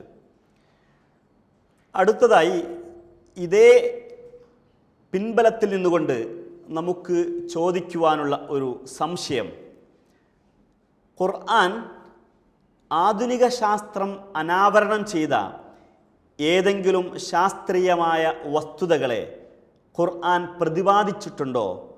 ഖുർആൻ ശാസ്ത്രവുമായി യോജിച്ചു പോകുന്നു എങ്കിൽ ആധുനിക ശാസ്ത്രം അനാവരണം ചെയ്ത ഏതെങ്കിലും തരത്തിലുള്ള ശാസ്ത്രീയ സത്യങ്ങളെ നേരത്തെ തന്നെ ഖുർആൻ പ്രതിപാദിച്ചിട്ടുണ്ടോ എന്നാണ് റാഫി സാറിനോടാണ് ചോദിക്കുവാനുള്ളത്. അദ്ദേഹം അതിനുള്ള മറുപടി പറയുമെന്ന് പ്രതീക്ഷിക്കുന്നു. ഖുർആനിൽ പ്യുവർ സയൻസായിട്ട് വന്ന വചനങ്ങളുണ്ടോ? ആധുനിക ശാസ്ത്രത്തോട് കിടപിടിച്ച് നിൽക്കാൻ പറ്റുന്ന വചനങ്ങളാണോ എന്നുള്ള ചോദ്യമാണ്. അല്ലാതെ വെറും ഇൻ്റർപ്രറ്റ് ചെയ്തിട്ട് വ്യാഖ്യാനിച്ചൊപ്പിക്കുന്നതാണോ എന്ന് ചോദ്യം. അങ്ങനെ എനിക്ക് പറയാം, ഒരുപാട് ഉദാഹരണങ്ങൾ ഖുർആനിൽ നിന്ന് എടുത്ത് ഉദ്ധരിക്കാൻ പറ്റും. 2-3 കാര്യങ്ങൾ പറയാം. അവലം യറല്ലദീന കഫറു അന്ന സമാവാതി വല്ലർദ കാനത്ത റത്കൻ ഫഫതക്നാഹുമ. ആ ഒരു ചോദ്യമാണ്. ഈ സത്യനിഷേധികൾ കണ്ടു മനസ്സിലാക്കുന്നില്ലേ, അല്ലെങ്കിൽ നിരീക്ഷിച്ച് മനസ്സിലാക്കുന്നില്ലേ, ആകാശലോകങ്ങളും ഭൂമിയും എല്ലാം ഒരു സമുജ്വല പ്രാരംഭരാശിയായിരുന്നുവെന്നും പിന്നീട് നാം അവയെ വേർപ്പെടുത്തിയെടുക്കുകയാണ് ഉണ്ടായതെന്നും കണ്ടു മനസ്സിലാക്കുന്നില്ല എന്ന ചോദ്യം. ഇവിടെ നമ്മൾ ഒരു സാമാന്യ ബുദ്ധി വെച്ച് ചിന്തിക്കുകയാണെങ്കിൽ 1400 വർഷം മുമ്പ് എങ്ങനെയായിരുന്നു പ്രപഞ്ചദൃശ്യം, അതേമാതിരി തന്നെയാണ് ഇന്നും പ്രപഞ്ചദൃശ്യം. അത് പണ്ട് ഒരു സമുജ്വല പ്രാരംഭരാശിയായിരുന്നു എന്ന് കണ്ടു മനസ്സിലാക്കാൻ ഒരു അടയാളവും അന്നുണ്ടായിരുന്നില്ല, ഇന്നുണ്ടായിരുന്നില്ല. പിന്നെ ഈ ചോദ്യത്തിൻ്റെ പ്രസക്തി എന്താണ്? ഇവിടെയാണ് ഖുർആൻ്റെ അമാനുഷികത നമ്മൾ കാണുന്നത്. അതായത് കണ്ടു മനസ്സിലാക്കാനുള്ള അടയാളങ്ങൾ ശേഷിപ്പിച്ചുകൊണ്ടാണ്, വിട്ടേച്ച് പോയിക്കൊണ്ടാണ് ഖുർആൻ ആ ചോദ്യം ചോദിക്കുന്നത്. നമുക്കറിയാം, ശക്തിമത്തായ ഹബിൾ ടെലസ്കോപ്പുകളുടെ ആവിർഭാവത്തോടുകൂടി ആകാശാന്തരാളങ്ങളിലേക്ക് മനുഷ്യൻ കണ്ണുകൾ പായിക്കാൻ തുടങ്ങി. അപ്പോൾ മനസ്സിലായി ഗാലക്സികളും ക്ലസ്റ്ററുകളും തമ്മിൽ അതിവേഗം വികസിച്ചു കൊണ്ടിരിക്കുകയാണ്. ബഹിരാകാശ അന്തരാളങ്ങളിലേക്ക് ആകാശങ്ങൾ പിൻവാങ്ങിക്കൊണ്ടിരിക്കുകയാണെന്ന സത്യം മനസ്സിലാക്കി. അപ്പോൾ ഒരു കാര്യം മനസ്സിലായി, ഇന്ന് അതിവേഗം വികസിച്ചു കൊണ്ടിരിക്കുന്ന പ്രപഞ്ചം ഇന്നലെ ഇത്ര വികസിച്ചതായിരുന്നില്ല എന്ന്. അങ്ങനെ കാലത്തിൻ്റെ പിന്നാമ്പുറങ്ങളിലേക്ക് കടക്കുമ്പോൾ പ്രപഞ്ചത്തിനൊരു സമുജ്വല പ്രാരംഭരാശി ഉണ്ടായിരുന്നു എന്ന ഒരു മേഖലയിലേക്ക് ഇന്നത്തെ ആകാശ നിരീക്ഷണം എത്തിക്കുന്നു. അപ്പോഴാണ് ഖുർആൻ്റെ ചോദ്യം, നിങ്ങൾ കണ്ടു മനസ്സിലാക്കുന്നില്ല എന്ന ഖുർആൻ്റെ ആധികാരികമായ ചോദ്യം അവിടെയാണ് പ്രസക്തമാവുന്നത്. അതുപോലെ തന്നെ സൂറത്ത് അംബിയായിൽ തന്നെ പ്രപഞ്ചത്തിൻ്റെ ഒടുക്കത്തെക്കുറിച്ച് സംസാരിക്കുന്നുണ്ട്. ഒരേ സൂറത്തിൽ തന്നെ പ്രപഞ്ചത്തിൻ്റെ ആരംഭത്തെക്കുറിച്ചും പ്രപഞ്ചത്തിൻ്റെ ഒടുക്കത്തെക്കുറിച്ചും ബിഗ് ക്രഞ്ച് എന്ന് പറയും സയൻസിൽ. അതായത് പുസ്തകത്തിലെ ഏടുകൾ ചുരുട്ടുന്നത് പോലെ ഞാൻ പ്രപഞ്ചത്തെ ചുരുട്ടുമെന്ന് പറയുന്നതും ഒരേ അധ്യായത്തിൽ വന്നതാണ്. ഞാൻ അത്ര സങ്കീർണമല്ലാത്ത വിഷയം എടുത്ത് സംസാരിക്കാം. ഒരു യാസീനിലെ വശംസു തജ്രീൽ മുസ്തഖറിൻ ലഹാ ദാലിക തഖ്ദീറുൽ അസീസുൽ അലീം. ഇവിടെ സൂര്യൻ അതിന് നിർണയിക്കപ്പെട്ട കേന്ദ്രത്തിലേക്ക് സഞ്ചരിക്കുന്നു. പ്രതാപിയും സർവജ്ഞനുമായ അള്ളാഹുവിൻ്റെ തീരുമാനമത്രേ. ഇവിടെയാണ് യുക്തിവാദികൾ ചാടി രംഗത്തെത്തുന്നത്. സൂര്യൻ അതിന് നിർണയിക്കപ്പെട്ട കേന്ദ്രത്തിലേക്ക് സഞ്ചരിക്കുന്നു എന്ന് പറഞ്ഞാൽ ഭൂമിയിൽ നിന്ന് നോക്കുമ്പോൾ സൂര്യൻ കിഴക്കുതിച്ച് പടിഞ്ഞാറ് അസ്തമിക്കുന്നത് മുഹമ്മദ് കണ്ടിട്ട് തെറ്റിദ്ധരിച്ചതാണ് ഈ ഒരു ആയത്തിൻ്റെ സൃഷ്ടിക്ക് പിന്നിലെന്നാണ് ധാരണ. ബാക്കി ഞാൻ പറയുന്ന കാര്യങ്ങൾ മനസ്സിലാക്കുമ്പോൾ നിങ്ങൾക്ക് കാര്യങ്ങൾ വ്യക്തമാവും. വൽക്കമറ ഖദ്ദർനാവു മനാസില ഹത്ത ഹാദക്കൽ ഉർജൂനിൽ കദീം ലഷംസു എംബയിലഹ അൻ തുതിരിക്കൽ കമറ വലല്ലു സാബിക്കുൻ നഹാരി പക്കൊല്ലും ഫീ ഫലക്കിൻ യസ്ബൂൻ. ഇവിടെ പറയുന്നത് ചന്ദ്രന് വ്യത്യസ്ത മനാസിലുണ്ടാക്കിയതാണ്. പിന്നെ ഇതേ ലഹാദാലിക തഖ്ദീറുൽ അസീസുൽ അലീം എന്ന് പറഞ്ഞ അതേ സൂര്യനെ ഇവിടെ ചിത്രീകരിക്കുന്നത് ചന്ദ്രൻ്റെ മുന്നിൽ തോറ്റുപോകുന്ന സൂര്യനായിട്ടാണ്. അവിടെയാണ് ഇതിൻ്റെ ഭംഗിയെടുക്കുന്നത്. ആദ്യം സൂര്യൻ്റെ ചലനത്തെക്കുറിച്ച് സംസാരിച്ച ഖുർആൻ ചന്ദ്രൻ്റെ മുന്നിൽ തോറ്റുപോകുന്ന, അതായത് ചന്ദ്രനെ പ്രാപിക്കാൻ പറ്റില്ല, ചന്ദ്രനെ ഓവർടേക്ക് ചെയ്യാൻ പറ്റില്ല എന്ന് സൂര്യനെക്കുറിച്ച് പറയുമ്പോൾ നമ്മൾ മനസ്സിലാക്കേണ്ട കുറച്ച് കാര്യങ്ങളുണ്ട്. ഈ ചന്ദ്രന് മനാസില ഒരുക്കി എന്ന് പറയുമ്പോൾ പുതിയ തഫ്സീറുകാരാണ് എന്തെഴുതിയിരിക്കുന്നത്, അത് ചന്ദ്രന് വ്യത്യസ്ത ഘട്ടങ്ങൾ ഉണ്ടാക്കിയതാണ്. പക്ഷേ നമ്മൾ മനസ്സിലാക്കേണ്ടത് ഈ മനാസില എന്ന പദം ഖുർആൻ്റെ ഒരു സൗന്ദര്യവാക്കല്ല. അത് ചൈനീസ് പഠനങ്ങളിലും യവന രാജ്യങ്ങളിലൊക്കെ moon mansions, houses of moon എന്ന കൺസെപ്റ്റ് നേരത്തെ ഉണ്ടായിരുന്നു. അതായത് ഈ പണ്ടുള്ള മനുഷ്യന്മാർക്ക് എക്ലിപ്റ്റിക് എന്താണെന്ന് അറിയാമായിരുന്നു. എക്ലിപ്റ്റിക് എന്ന് പറഞ്ഞാൽ സൂര്യൻ്റെ ആപേക്ഷിക വാർഷിക സഞ്ചാര വീതിയാണ് എക്ലിപ്റ്റിക് എന്ന് പറഞ്ഞാൽ. ഈ എക്ലിപ്റ്റിക്കിലൂടെ സൂര്യൻ ഒരു വാർഷിക ചലനം നടത്തുമ്പോൾ അതിന് സമാന്തരമായി 8 ഡിഗ്രി മുകളിലും താഴെയായി വര വരച്ചു കഴിഞ്ഞാൽ, ഒരു വൃത്തം വരച്ചു കഴിഞ്ഞാൽ, ആ പ്രദേശത്തുള്ള സോഡിയാക്കിനെ 12ആയി ഡിവൈഡ് ചെയ്തിട്ടുണ്ട്. അതായത് സൂര്യൻ്റെ എക്ലിപ്റ്റിക്കിനെ അതിന് സമാന്തരമായി 2 വൃത്തം വരച്ചു കഴിഞ്ഞാൽ, ആ 8 ഡിഗ്രിയിൽ മുകളിലും താഴെ 2 വൃത്തം വരച്ചു കഴിഞ്ഞാൽ ആ സോഡിയാക്കിനെ 12ആയി ഡിവൈഡ് ചെയ്തിട്ടുണ്ട്. അതാണ് മേടം, എടവം, മിഥുനം, കർക്കിടകം, ചിങ്ങം, കന്നി, തുലാം, വൃശ്ചികം, ധനു, മകരം, കുംഭം, മീനം എന്നുള്ള 12 രാശികൾ.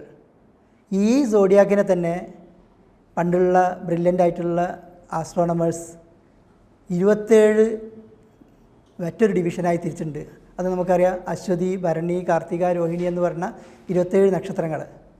ഇവിടെ നമ്മൾ മനസ്സിലാക്കേണ്ടത് സൂര്യൻ 12 രാശികളിലൂടെ സഞ്ചരിക്കുന്നത്, അതായത് 360 ഡിഗ്രി തിരിയുന്നത് ഒരു വർഷം കൊണ്ടാണ്. ചന്ദ്രൻ ഇതേ രാശികളിലൂടെ തിരിയുന്നത് 27.32 ദിവസം കൊണ്ടാണ്. അതായത് ഓരോ വർഷത്തിലും ഒരു പ്രാവശ്യം സൂര്യൻ സഞ്ചരിക്കുമ്പോൾ ചന്ദ്രൻ 27.32 ദിവസം കൊണ്ട് സഞ്ചരിച്ചു വരുന്നു. അപ്പോൾ നമ്മൾ മനസ്സിലാക്കേണ്ടത് സൂര്യൻ ഒരു വർഷത്തിൽ ഹാർഡ്ലി 1 ഡിഗ്രി ആണ് സഞ്ചരിക്കുന്നത്. ഫ്രം വെസ്റ്റ് ടു ഈസ്റ്റ്, പടിഞ്ഞാറുനിന്ന് കിഴക്കോട്ട് സൂര്യൻ ഓരോ ദിവസവും 1 ഡിഗ്രിയാണ് സഞ്ചരിക്കുന്നത്. ചന്ദ്രനാണെങ്കിലോ ഇതേ ഡയറക്ഷനിൽ ഓരോ ദിവസവും 13 ഡിഗ്രി 10 മിനിറ്റ് സഞ്ചരിക്കുന്നു. എന്ന് പറഞ്ഞാൽ ഓരോ ദിവസവും 12 ഡിഗ്രി 10 മിനിറ്റ് എന്ന തോതിൽ സൂര്യനെ ചന്ദ്രൻ ഓവർടേക്ക് ചെയ്തുകൊണ്ടേയിരിക്കുന്നു. ഇതിൽ പറയാൻ കാരണം സൂര്യൻ്റെ എക്ലിപ്റ്റിക്കുമായിട്ട് ചന്ദ്രൻ്റെ സഞ്ചാരവീതിക്ക് ആകെ 5.8 ഡിഗ്രി വ്യത്യാസമുള്ളൂ. അപ്പോൾ ഓൾമോസ്റ്റ് പാരലായിട്ടാണ് രണ്ടാളും സഞ്ചരിക്കുന്നത്, ഒരേ ദിശയിൽ. ഒരാൾ ഇന്നർ ട്രാക്കിലാണ്, സൂര്യൻ ഔട്ടർ ട്രാക്കിലാണ്. അപ്പോൾ നിരന്തരം ഓവർടേക്ക് ചെയ്തുകൊണ്ടിരിക്കുന്ന ചന്ദ്രനെ മുന്നിൽ വെച്ചുകൊണ്ട് വരാൻ ലക്ഷംസു എംബഹില അന്തുതിരിക്കൽ കമറ, അത് ചന്ദ്രനെ ഒരിക്കലും സൂര്യന് പ്രാപിക്കാൻ ഒക്കില്ല എന്നുള്ള രീതിയിൽ ഖുർആൻ അവതരിപ്പിക്കുമ്പോൾ നമുക്ക് ആ ആംഗുലാർ വെലോസിറ്റിയിലേക്കുള്ളൊരു സൂചന നമുക്കിതിൽ നിന്ന് കിട്ടുന്നുണ്ട്. ഇങ്ങനെ ഇഷ്ടംപോലെ മേഖലകളിൽ ഖുർആൻ കാര്യങ്ങൾ സംസാരിക്കുന്നുണ്ട്. ഇതൊക്കെ നമ്മൾ മനസ്സിലാക്കേണ്ടത് ആധുനിക ശാസ്ത്രത്തിന് നിഷേധിക്കാൻ പറ്റാത്ത ഖുർആൻ്റെ ഒരു ഒരു ചിന്താമണ്ഡലത്തിലേക്ക് ഇട്ടുവരുന്ന ആയത്തുകളാണ്. അപ്പോൾ ഈ മനാസില എന്ന് പറഞ്ഞാൽ നമ്മൾ തെറ്റിദ്ധരിക്കുന്ന പോലെ ഇന്ന് ഈ മലയാളികൾ കണക്കാക്കുന്ന നാളുകളായിട്ടോ അല്ലെങ്കിൽ ഈ ആശ്രീസായിട്ടോ നമ്മളിപ്പോൾ ബന്ധപ്പെടുത്തിയാണെന്ന് തെറ്റിദ്ധരിക്കരുത്. ഏറ്റവും പൗരാണികനായ ഇബ്നു കസീർ എന്ന ഖുർആൻ വ്യാഖ്യാതാവ് ഈ മനാസില എന്ന പദത്തിന് വിശദീകരണം നൽകിയപ്പോൾ ഈ 27 നക്ഷത്രങ്ങളുടെ പേര് തഫ്സീറിൽ കൊടുത്തിരിക്കുന്നുള്ള ഏറ്റവും രസകരമായ കാര്യം, ചന്ദ്രൻ ഓരോ നക്ഷത്രത്തിൻ്റെ ഉമ്മറത്തെത്തുമ്പോൾ ആ നാളിൻ്റെ പേര് പറയുന്നത് പോലെ പണ്ടത്തെ തഫ്സീറിൽ ഇന്നില്ല, ഇന്ന് മനുഷ്യന്മാർ ഘട്ടങ്ങൾ എന്നാണ് ഉപയോഗിച്ചത്. പണ്ടത്തെ തഫ്സീറുകളിൽ ഈ മനാസിലക്ക് ഈ 27 നക്ഷത്രങ്ങളുടെ പേര് കൊടുത്തിരിക്കുകയായിരുന്നു. അപ്പോൾ അത് മനസ്സിലാക്കേണ്ടത് അന്നത്തെ കാലഘട്ടത്തിലെ ജനങ്ങൾക്ക് മനസ്സിലായിരുന്നു. അത് ഇന്ന് അത് ദുർവ്യാഖ്യാനം ചെയ്തിട്ട് അതാണെന്ന് ഒപ്പിച്ചതല്ല എന്നും ഇതിൽ നിന്ന് മനസ്സിലാക്കാവുന്നതാണ്. യെസ്, അപ്പോൾ ശാസ്ത്രം അനാവരണം ചെയ്യുന്ന ഒരുപാട് ശാസ്ത്രീയ വസ്തുതകൾ വിശുദ്ധ ഖുർആൻ വളരെ കൃത്യമായി നേരത്തെ തന്നെ പ്രതിപാദിച്ചിട്ടുണ്ട് എന്നതാണ് ഉദാഹരണ സഹിതം റാഫി സാർ ഇവിടെ വിശദീകരിച്ചത്. ഇതിന് അനുബന്ധമായി ഡോക്ടർ മുസ്തഫ സാറിനോട് ഒരു ചോദ്യമുള്ളത്, ഖുർആൻ ശാസ്ത്രീയമായ പല വിഷയങ്ങൾ പ്രതിപാദിച്ചിട്ടുണ്ട് എങ്കിലും ഖുർആൻ വ്യാഖ്യാതാക്കൾ പലതും ശാസ്ത്രീയമായ വസ്തുതകൾക്ക് നിരക്കാത്ത അബദ്ധങ്ങൾ അവരുടെ വ്യാഖ്യാനങ്ങളിൽ വന്നിട്ടുണ്ട് എന്നത് വലിയ ഒരു ചർച്ചാ വിഷയമാണ്. എന്താണ് ഈ വിഷയത്തിലുള്ള വസ്തുത എന്ന് മുസ്തഫ സാർ വിശദീകരിക്കും. ഖുർആൻ ശാസ്ത്രവിരുദ്ധമല്ല. ഖുർആൻ ശാസ്ത്രവിരുദ്ധമാണ് എന്ന് പരാമർശിക്കുന്നത് യഥാർത്ഥത്തിൽ ഖുർആൻ മനസ്സിലാക്കാത്തത് കൊണ്ടാണ്. ഖുർആന്റെ വ്യാഖ്യാന കൃതികളിലോ പരിഭാഷകളിലോ ലോകഭാഷകളിലുള്ള പരിഭാഷകളിലോ വ്യാഖ്യാന കൃതികളിലോ സമീപിക്കുന്ന ആളുകൾ, ആ സമീപിക്കുന്ന ആളുകളുടെ ലെവലുകളുടെ വ്യത്യാസവും ഖുർആൻ പരിഭാഷകർ പറഞ്ഞ ആശയങ്ങൾ വ്യക്തമായി മനസ്സിലാക്കാൻ കഴിയാത്തത് കൊണ്ടും പലപ്പോഴും ഖുർആനെ കുറിച്ച് തെറ്റിദ്ധരിക്കാറുണ്ട്. അതിന് ഉദാഹരണമായിട്ട് പറയുകയാണെങ്കിൽ, ഭൂമി പരന്നതാണ് എന്ന് ഖുർആൻ പറഞ്ഞിരിക്കുന്നു എന്ന് ഖുർആൻ വിരോധികൾ നിരന്തരം പറഞ്ഞുകൊണ്ടിരിക്കുന്നുണ്ട്. അതിന് തെളിവായി കൊണ്ട് ഖുർആനിലെ ചില നാമപദങ്ങളും ക്രിയാപദങ്ങളും, ഭൂമിയുമായി ബന്ധപ്പെട്ട് ഉപയോഗിച്ച ചില നാമപദങ്ങളും ക്രിയാപദങ്ങളും എടുത്തുദ്ധരിച്ചുകൊണ്ട് ഭൂമി പരന്നതാണ് എന്ന് പറഞ്ഞിരിക്കുന്നു എന്നാണ് ആരോപകർ ഉന്നയിക്കുന്നത്. ഉദാഹരണത്തിന് ഖുർആനിലെ മെത്ത അല്ലെങ്കിൽ ഷയ്യ എന്ന അർത്ഥത്തിൽ ഉപയോഗിക്കുന്ന ഒരു പദം ഉണ്ട്, ഫിറാഷ്. ഭൂമിയുമായി ബന്ധപ്പെട്ട് അത് ഉപയോഗിച്ചിട്ടുണ്ട്. 2-ാം അധ്യായത്തിലെ 22-ാം വചനത്തിലാണ് അതുള്ളത്. അതുപോലെ തന്നെ ബിസാത്ത്, വിരിപ്പ് എന്ന അർത്ഥത്തിന് വേണ്ടി ഉപയോഗിക്കുന്ന പദപ്രയോഗം ഖുർആനിൽ ഭൂമിയുമായി ബന്ധപ്പെട്ട് വന്നിട്ടുണ്ട്. 71-ാം അധ്യായത്തിലെ 9-ാം വചനത്തിൽ നമുക്കത് കാണാം. അതുപോലെ തന്നെ തൊട്ടിൽ എന്ന അർത്ഥത്തിലുള്ള പദപ്രയോഗം ഖുർആനിൽ മിഹാദ് എന്ന് കാണാൻ കഴിയും. 78-ാം അധ്യായത്തിലെ 6-ാം വചനത്തിൽ നമുക്കത് കാണാം. അതുപോലെ തന്നെ മഹദ് എന്നുള്ള പദപ്രയോഗവും ഭൂമിയുമായി ബന്ധപ്പെട്ട് ഖുർആൻ ഉപയോഗിച്ചിട്ടുണ്ട്. 20-ാം അധ്യായത്തിലെ 53-ാം വചനത്തിലും 43-ാം അധ്യായത്തിലെ 10-ാം വചനത്തിലും മിഹാദ്, മഹദ് എന്നുള്ള പദപ്രയോഗം നമുക്ക് കാണാൻ കഴിയും. ഇത് തൊട്ടിൽ, വിരിപ്പ്, ശയ്യ, മെത്ത എന്നുള്ള കിടക്കാൻ ഉപയോഗിക്കുന്ന ഉപകരണങ്ങളുമായി ബന്ധപ്പെട്ട പദപ്രയോഗം ഭൂമിയെ സംബന്ധിച്ച് ഉപയോഗിച്ചിട്ടുണ്ട്. അതുപോലെ തന്നെ ഏതാനും ക്രിയാപദങ്ങളും ഭൂമിയുമായി ബന്ധപ്പെട്ട് ഉപയോഗിച്ചത് ദഹാഹ 79-ാം അധ്യായത്തിലെ 30-ാം വചനവും, മുദ്ദത്ത് 84-ാം അധ്യായത്തിലെ 5-ാമത്തെ വചനവും, സുത്തിഹത്ത് 88-ാം അധ്യായത്തിലെ 20-ാം വചനവും ഭൂമിയുടെ പരപ്പുമായി ബന്ധപ്പെട്ട് ഉപയോഗിച്ചതാണെന്ന് തെറ്റിദ്ധരിച്ചുകൊണ്ട് പരന്നതാണ് എന്ന് ഖുർആൻ പറഞ്ഞിരിക്കുന്നു എന്നാണ് ആരോപകർ പറയുന്നത്. യാഥാർത്ഥ്യം എന്തെന്ന് നമ്മൾ പരിശോധിച്ച് നോക്കണമെങ്കിലും ഈ ഉദ്ധരിക്കപ്പെട്ട വാക്യങ്ങളെ, ഖുർആനിക വാക്യങ്ങളുടെ അപ്പുറവും ഇപ്പുറവും ഒക്കെ ഒന്ന് പരിശോധിക്കുകയും ഏത് സാഹചര്യത്തിലും സന്ദർഭത്തിലുമാണ് ഈ പദപ്രയോഗം നടത്തിയതെന്ന് ചിന്തിക്കുകയും ചെയ്യുക. ഈ കൂട്ടത്തിൽ ഒരു ആയത്തിന്റെ സത്യാവസ്ഥ മാത്രം ഞാൻ നിങ്ങളുടെ മുമ്പാകെ പറയാം. 88-ാം അധ്യായത്തിലെ 20-ാം വചനത്തിൽ പറയുന്നത് വഇലൽ അർളി കൈഫ സുത്തിഹത്ത് എന്നാണ്. ഭൂമിയിലേക്ക് അവർ നോക്കുന്നില്ലേ, എങ്ങനെയാണ് അത് വിധാനിച്ചിരിക്കുന്നത്. ഈ സുത്തിഹത്ത് എന്ന പദത്തെ പരത്തിയിരിക്കുന്നുവെന്നോ അല്ലെങ്കിൽ പരന്ന ഭൂമിയാണ് എന്നോ പറയാൻ വേണ്ടി ഉപയോഗിച്ചതല്ല യഥാർത്ഥത്തിൽ അവിടെ. അത് മനസ്സിലാക്കണമെങ്കിൽ 88-ാം അധ്യായത്തിൽ 17-ാം വചനം മുതൽ നമ്മൾ വായിച്ചു നോക്കണം. ഖുർആൻ 17-ാം വചനം മുതൽ അഫലാ യൻദുറൂന ഇലൽ ഇബ്ലി കൈഫ ഖുലിഖത് വഇലസ് സമാഇ കൈഫ റുഫിയത് വഇലൽ ജിബാലി കൈഫ നുസിബത് വഇലൽ അർളി കൈഫ സുത്തിഹത് എന്നിത്യാദി വാക്യങ്ങൾ നമ്മൾ പരിശോധിക്കുമ്പോൾ നമുക്ക് മനസ്സിലാകുന്നതിന്റെ താല്പര്യം. അവർ ചിന്തിക്കുന്നില്ലേ എന്ന് ചോദിച്ചുകൊണ്ടാണ് ആരംഭിക്കുന്നത്. അവർ ചിന്തിച്ചു നോക്കുന്നില്ലേ, ഒട്ടകത്തെ എങ്ങനെ സൃഷ്ടിച്ചുവെന്നും ആകാശത്തെ എങ്ങനെ ഉയർത്തിയെന്നും പർവ്വതങ്ങളെ എങ്ങനെ നാട്ടി നിർത്തിയെന്നും പറയുന്ന കൂട്ടത്തിൽ ഭൂമിയെ എങ്ങനെ വിധാനിച്ചുവെന്നും അതിൽ സർഫേസ് എങ്ങനെ ഒരുക്കിയെന്നും. സത്ഹ് എന്ന പദപ്രയോഗത്തിന് അറബിയിൽ ആ പദത്തിന്റെ അർത്ഥം ഇംഗ്ലീഷിൽ പറയുകയാണ് സർഫേസ് എന്നാണ്. ഭൂമിയുടെ സർഫേസ് എങ്ങനെയാണ് സംവിധാനിച്ചിരിക്കുന്നതെന്ന് അവർ നോക്കുന്നില്ലേ എന്ന വാക്യങ്ങളെ സംബന്ധിച്ചുള്ള അജ്ഞത മൂലം ആണ് ഇങ്ങനെ ഒരു ആരോപണം ഉന്നയിക്കുന്നത്. യഥാർത്ഥത്തിൽ ഇത്തരം പദപ്രയോഗങ്ങൾ കട്ട് ആൻഡ് പേസ്റ്റ് എന്നുള്ള നിലക്ക് അവിടുന്ന് ഇവിടുന്ന് കട്ട് ചെയ്ത് എടുത്ത് ഉദ്ധരിച്ചുകൊണ്ടും അതുപോലെ തന്നെ പരിഭാഷകളിൽ അവരുടെ വ്യാഖ്യാതാക്കളുടെ പരിമിതികൾ കൊണ്ടുണ്ടായ അബദ്ധങ്ങളും പിഴവുകളും ചൂണ്ടിക്കാണിച്ചുകൊണ്ട് ഖുർആനിൽ അങ്ങനെ ആണ് ഉള്ളത് എന്ന് വാദിക്കുന്നത് എത്ര യുക്തിഹീനമാണ് എന്ന് നമ്മൾ ചിന്തിച്ചു നോക്കൂ. ഈ ഉദ്ധരിക്കപ്പെട്ട മറ്റ് വാക്യങ്ങൾ നിങ്ങൾ പരിശോധിച്ചാൽ തന്നെ നിങ്ങൾക്ക് വളരെ വ്യക്തമായിട്ട് മനസ്സിലാവും ഖുർആൻ ഭൂമി പരന്നതാണ് എന്ന് പറയാൻ വേണ്ടിയല്ല ഇത് ഉപയോഗിച്ചിരിക്കുന്നത്. ഖുർആൻ ഭൂമി മനുഷ്യർക്ക് വേണ്ടി എങ്ങനെ സംവിധാനിച്ചു എന്നതിനെ സംബന്ധിച്ച് പറയുന്ന സന്ദർഭങ്ങളിലാണ് ഇവയൊക്കെയും പറഞ്ഞിട്ടുള്ളതെന്ന് മനസ്സിലാക്കാൻ കഴിയും. ഇതാണ് ഇതിന്റെ സത്യാവസ്ഥ. ഈ സത്യാവസ്ഥ മനസ്സിലാക്കുന്നവർ എത്ര വിരളമാണ്. ആ കൂട്ടത്തിൽ നമ്മൾ പെടാതിരിക്കുവാൻ വേണ്ടി ശ്രദ്ധിക്കുക.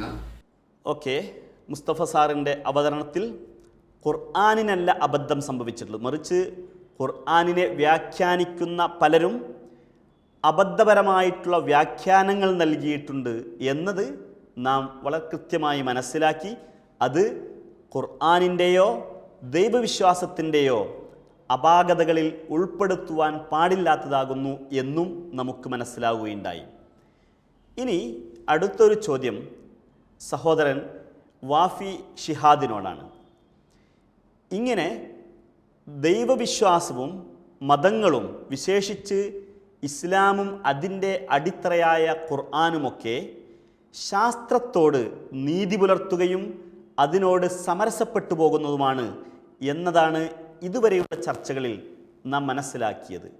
എന്നാൽ നാസ്തികതയെക്കുറിച്ചും നാസ്തികരെക്കുറിച്ചും ചരിത്രപരമായി വിശകലനം ചെയ്യുമ്പോൾ നമുക്ക് ചില കാര്യങ്ങൾ ബോധ്യമാകുന്നുണ്ട്. അതായത് വളരെ പ്രശസ്തരായ പല നാസ്തികരും ശാസ്ത്ര വിരുദ്ധമായ കാഴ്ചപ്പാടുകൾ വെച്ചു പുലർത്തിയിരുന്ന ആളുകളാണ് എന്നതും ശാസ്ത്രീയമായിട്ടുള്ള കണ്ടെത്തലുകളെ അവരൊക്കെ നിഷേധിച്ചിരുന്നു എന്നതും ചരിത്രത്തിൽ കാണുന്നില്ലേ? എന്താണ് അതിനെക്കുറിച്ച് വഫീഖ് പറയുവാനുള്ളത്? ചരിത്രം പരിശോധിച്ച് നോക്കുകയാണെങ്കിൽ യൂറോപ്യൻ രാജ്യങ്ങളുടെ, സ്കാൻഡിനേവിയൻ രാജ്യങ്ങളുടെ ഹിസ്റ്ററി നോക്കുകയാണെങ്കിൽ വളരെ കൃത്യമായിട്ട് നിരീശ്വരവാദികളായിട്ടുള്ള ശാസ്ത്രജ്ഞന്മാർ ശാസ്ത്രത്തെ എതിർത്തതായിട്ട് നമുക്ക് കാണാൻ പറ്റും. ഫോർ എക്സാമ്പിൾ 1927 വരെ കോസ്മോളജിസ്റ്റുകളും ശാസ്ത്രജ്ഞന്മാരും അവർ വിശ്വസിച്ചിരുന്നത് യൂണിവേഴ്സ് എറ്റേണൽ ആയിരുന്നു എന്നുള്ളതായിരുന്നു. പക്ഷേ 1927 ഒരു പുതിയ ഐഡിയ മോൺസിഞ്ഞർ ജോർജസ് ലമാട്രെ എന്ന് പറഞ്ഞിട്ടുള്ള വളരെ പ്രഗത്ഭനായിട്ടുള്ള ശാസ്ത്രജ്ഞൻ മുന്നോട്ട് വെച്ചു. ദ ബിഗ് ബാങ് തിയറി, യൂണിവേഴ്സിന് ഒരു ഒറിജിൻ ഉണ്ട് എന്ന് അദ്ദേഹം പറഞ്ഞു. എഡ്വിൻ ഹബിൾ അദ്ദേഹത്തിൻ്റെ ഒബ്സർവേഷൻസിലൂടെ, അദ്ദേഹത്തിൻ്റെ സ്റ്റഡിയിലൂടെ, റിസർച്ചിലൂടെ അത് വളരെ കൃത്യമായിട്ട് കൺഫേം ചെയ്യുകയും ചെയ്തു. കഴിഞ്ഞ കൊല്ലം പോലും ബിഗ് ബാങ് തിയറിയെ പറ്റി അടിസ്ഥാനപരമാക്കി പഠിച്ച പഠനങ്ങൾക്കാണ് നൊബേൽ പ്രൈസ് കിട്ടിയിട്ടുള്ളത്. അപ്പോൾ അത്രയും വളരെ ക്ലിയർ കട്ടായിട്ടുള്ള സയൻറ്റിഫിക് തിയറിയെ അംഗീകരിക്കാൻ ആ കാലഘട്ടത്തിലുള്ള ശാസ്ത്രജ്ഞന്മാർ, നിരീശ്വരവാദികളായിട്ടുള്ള ശാസ്ത്രജ്ഞന്മാർ റെഡിയായില്ല എന്നുള്ളതാണ്. Their atheistic dogmatism prevented them from accepting these scientific theories that were clearly proved. Fred ഹോയിൽ പോലുള്ള, വില്യം ഹെർമൻ പോലുള്ള ഈ ആളുകൾ ബിഗ് ബാങ് തിയറിയെ എതിർക്കുക മാത്രമല്ല, തോമസ് ഗോൾഡ് പോലുള്ള, ഹെർമൻ ബോണ്ടി പോലുള്ള മറ്റ് നിരീശ്വരവാദികളായിട്ടുള്ള, ഡോഗ്മാറ്റിക് ആയിട്ടുള്ള, മിസോതീയിസ്റ്റിക് ആയിട്ടുള്ള ശാസ്ത്രജ്ഞന്മാരെ കൂട്ടുപിടിച്ച് സ്റ്റഡി സ്റ്റേറ്റ് തിയറി എന്നുള്ള ഒരു പുതിയ തിയറി തന്നെ ഉണ്ടാക്കി. അവരുടെ ആർഗ്യുമെൻസിനെ സപ്പോർട്ട് ചെയ്യാൻ വേണ്ടി ശാസ്ത്രത്തെയും ശാസ്ത്രത്തിൻ്റെ പ്രിൻസിപ്പിൾസിനെയും സയൻറ്റിഫിക് മെത്തഡോളജിയെയും ട്വിസ്റ്റ് ചെയ്ത് വളച്ചൊടിച്ച് ശാസ്ത്രത്തെ എതിർക്കുന്ന അത്രയും തീവ്രമായിട്ടുള്ള രീതിയിൽ ശാസ്ത്രത്തെ നിരാകരിച്ചതായിട്ട് നമുക്ക് വളരെ കൃത്യമായിട്ട് ചരിത്രത്തിൽ നിന്ന് കാണാൻ സാധിക്കുന്നതാണ്. അവർ ശാസ്ത്രത്തെ എതിർത്തത് ഐഡിയോളജിക്കലായിട്ട് മാത്രമല്ല, മറിച്ച് തിയസ്റ്റിക് ഇംപ്ലിക്കേഷൻസ്, തിയോളജിക്കൽ ഇംപ്ലിക്കേഷൻസ് ഉള്ള ശാസ്ത്രീയപരമായിട്ടുള്ള തിയറീസിനെ സപ്പോർട്ട് ചെയ്തിട്ടുള്ള ശാസ്ത്രജ്ഞന്മാരെ കൊല്ലുകയും മാരകമായി പീഡിപ്പിക്കുകയും ചെയ്തതായിട്ട് നമുക്ക് ചരിത്രത്തിൽ കാണാൻ പറ്റും. 1917 മുതൽ ഇങ്ങോട്ടുള്ള ചരിത്രം വളരെ കൃത്യമായിട്ട് പഠിച്ചു നോക്കുകയാണെങ്കിൽ നിരീശ്വരവാദികൾ ശാസ്ത്രത്തോട് പുലർത്തിയിട്ടുള്ള സമീപനം എത്രത്തോളം മോശമായിരുന്നു, എത്രത്തോളം ഭീകരമായിരുന്നു എന്ന് വളരെ കൃത്യമായിട്ട് മനസ്സിലാക്കാൻ സാധിക്കും. Since the establishment of Soviet Union in 1917, 1917 Soviet Russia സ്ഥാപിച്ചതു മുതൽ ഏത്തിയിസ്റ്റിക് മെറ്റീരിയലിസ്റ്റിക് പ്രിൻസിപ്പിൾസിനെതിരെ പോകുന്ന തിയോളജിക്കൽ ഇംപ്ലിക്കേഷൻസ് ഉള്ള എല്ലാ സയൻറ്റിഫിക് തിയറീസിനെയും അവർ റെസ്ട്രിക്റ്റ് ചെയ്തു, അവർ ബാൻ ചെയ്തു. അത് പഠിക്കുന്ന ആളുകളെ അവർ കൊല്ലുക പോലും ചെയ്തു എന്നുള്ളതാണ്. The scientists who studied the scientific theories that supported theology, they were tortured, they were killed, they were butchered, they were shot to death, they were insulted, they were oppressed and suppressed. ഇത്രത്തോളം ഭീകരമായിരുന്നു നിരീശ്വരവാദികൾ ശാസ്ത്രത്തിനോടുള്ള approach. Soros Medvedev പോലുള്ള വളരെ പ്രഗത്ഭരായിട്ടുള്ള ശാസ്ത്രജ്ഞരെ exile ചെയ്തു, നാട് കടത്തി, സൈബീരിയയിലേക്ക് നാട് കടത്തി. ഗോൾസ്കി, റൊസങ്കവിച്ച് പോലുള്ള ശാസ്ത്രജ്ഞന്മാരെ ജയിലിലടച്ച് വെടിവെച്ച് കൊന്നു എന്നാണ് ചരിത്രം നമ്മെ പഠിപ്പിക്കുന്നത്. ചില റിപ്പോർട്ടുകളിൽ പറയുന്നത് 3000-ഓളം ശാസ്ത്രജ്ഞരെ ഈ തരത്തിൽ സോവിയറ്റ് റഷ്യ ഏത്തിസ്റ്റിക് പ്രിൻസിപ്പിൾസിനെ ഒപ്പോസ് ചെയ്യുന്ന ശാസ്ത്രീയപരമായിട്ടുള്ള തിയറീസ് പഠിച്ചതിന് കൊന്നിട്ടുണ്ട് എന്നുള്ളതാണ് ചരിത്രം നമ്മെ പഠിപ്പിക്കുന്നത്. അതുമാത്രമല്ല, അവരുടെ പ്രിൻസിപ്പിൾസിനെ, അവരുടെ മെറ്റീരിയലിസ്റ്റിക് ആയിട്ടുള്ള ഏത്തിസ്റ്റിക് ആയിട്ടുള്ള പ്രിൻസിപ്പിൾസിനെ സപ്പോർട്ട് ചെയ്യാൻ ഒരു സ്യൂഡോ സയൻറ്റിഫിക് ഫീൽഡ് പോലും അവർ ഡെവലപ്പ് ചെയ്തെടുത്തു എന്നുള്ളതാണ്. ലിസങ്കോയിസം എന്നുള്ളതാണ്. Lysenko and the tragedy of Soviet science എന്നുള്ള പുസ്തകം വായിച്ചു കഴിഞ്ഞാൽ ഇതിന് കുറച്ചും കൂടി വളരെ ക്ലിയർ കട്ടായിട്ടുള്ള എവിഡൻസ് നിങ്ങൾക്ക് ലഭിക്കുന്നതാണ്. അപ്പോൾ ഇത്രയും മോശമായിരുന്നു, ഇത്രയും ഭീകരമായിരുന്നു ശാസ്ത്രത്തിനോടുള്ള നിരീശ്വരവാദികളുടെ അപ്രോച്ച്. ഇങ്ങനെ ഇത്രയും ഭീകരമായി ശാസ്ത്രത്തെ കണ്ടിരുന്ന നിരീശ്വരവാദികൾ തന്നെ മതവും ശാസ്ത്രവും യുദ്ധത്തിലാണ് എന്ന് പറയുന്നതിന് എന്ത് അടിസ്ഥാനമാണുള്ളത്? എത്രത്തോളം പൊട്ടത്തരമാണ് അവർ പറയുന്നത്? What a big blunder it is. We need to think. Okay, അപ്പോൾ മറ്റൊരു ചോദ്യം ഖുർആനുമായി ബന്ധപ്പെട്ടത് തന്നെയാണ്. ബഹുമാന്യനായ റാഫി സാറിനോടാണ് ചോദിക്കുന്നത്. നേരത്തെ ഖുർആനിലെ ശാസ്ത്രീയമായിട്ടുള്ള പ്രതിപാദനങ്ങളെക്കുറിച്ച് വളരെ കൃത്യമായി സാറ് സൂചിപ്പിക്കുകയുണ്ടായി. അതുപോലെ ഇസ്ലാമിലെ ആരാധനാ അനുഷ്ഠാനങ്ങളുടെ സമയക്രമം, അവയുമായി ബന്ധപ്പെട്ട സമയക്രമീകരണം ആധുനിക ഗോളശാസ്ത്ര പഠനത്തിനും ഗവേഷണത്തിനും അവയിലെ പുതിയ കണ്ടെത്തലുകൾക്കും പ്രചോദനമായിട്ടില്ലേ? നമസ്കാരം പോലെ, അതുപോലെ മാസഗണന പോലെയുള്ള വിഷയങ്ങളൊക്കെ ആധുനിക ഗോളശാസ്ത്ര പഠനത്തിന് വലിയ പ്രചോദനമായതായി നമുക്ക് എടുത്തു പറയുവാൻ സാധിക്കുകയില്ലേ? Sir, please.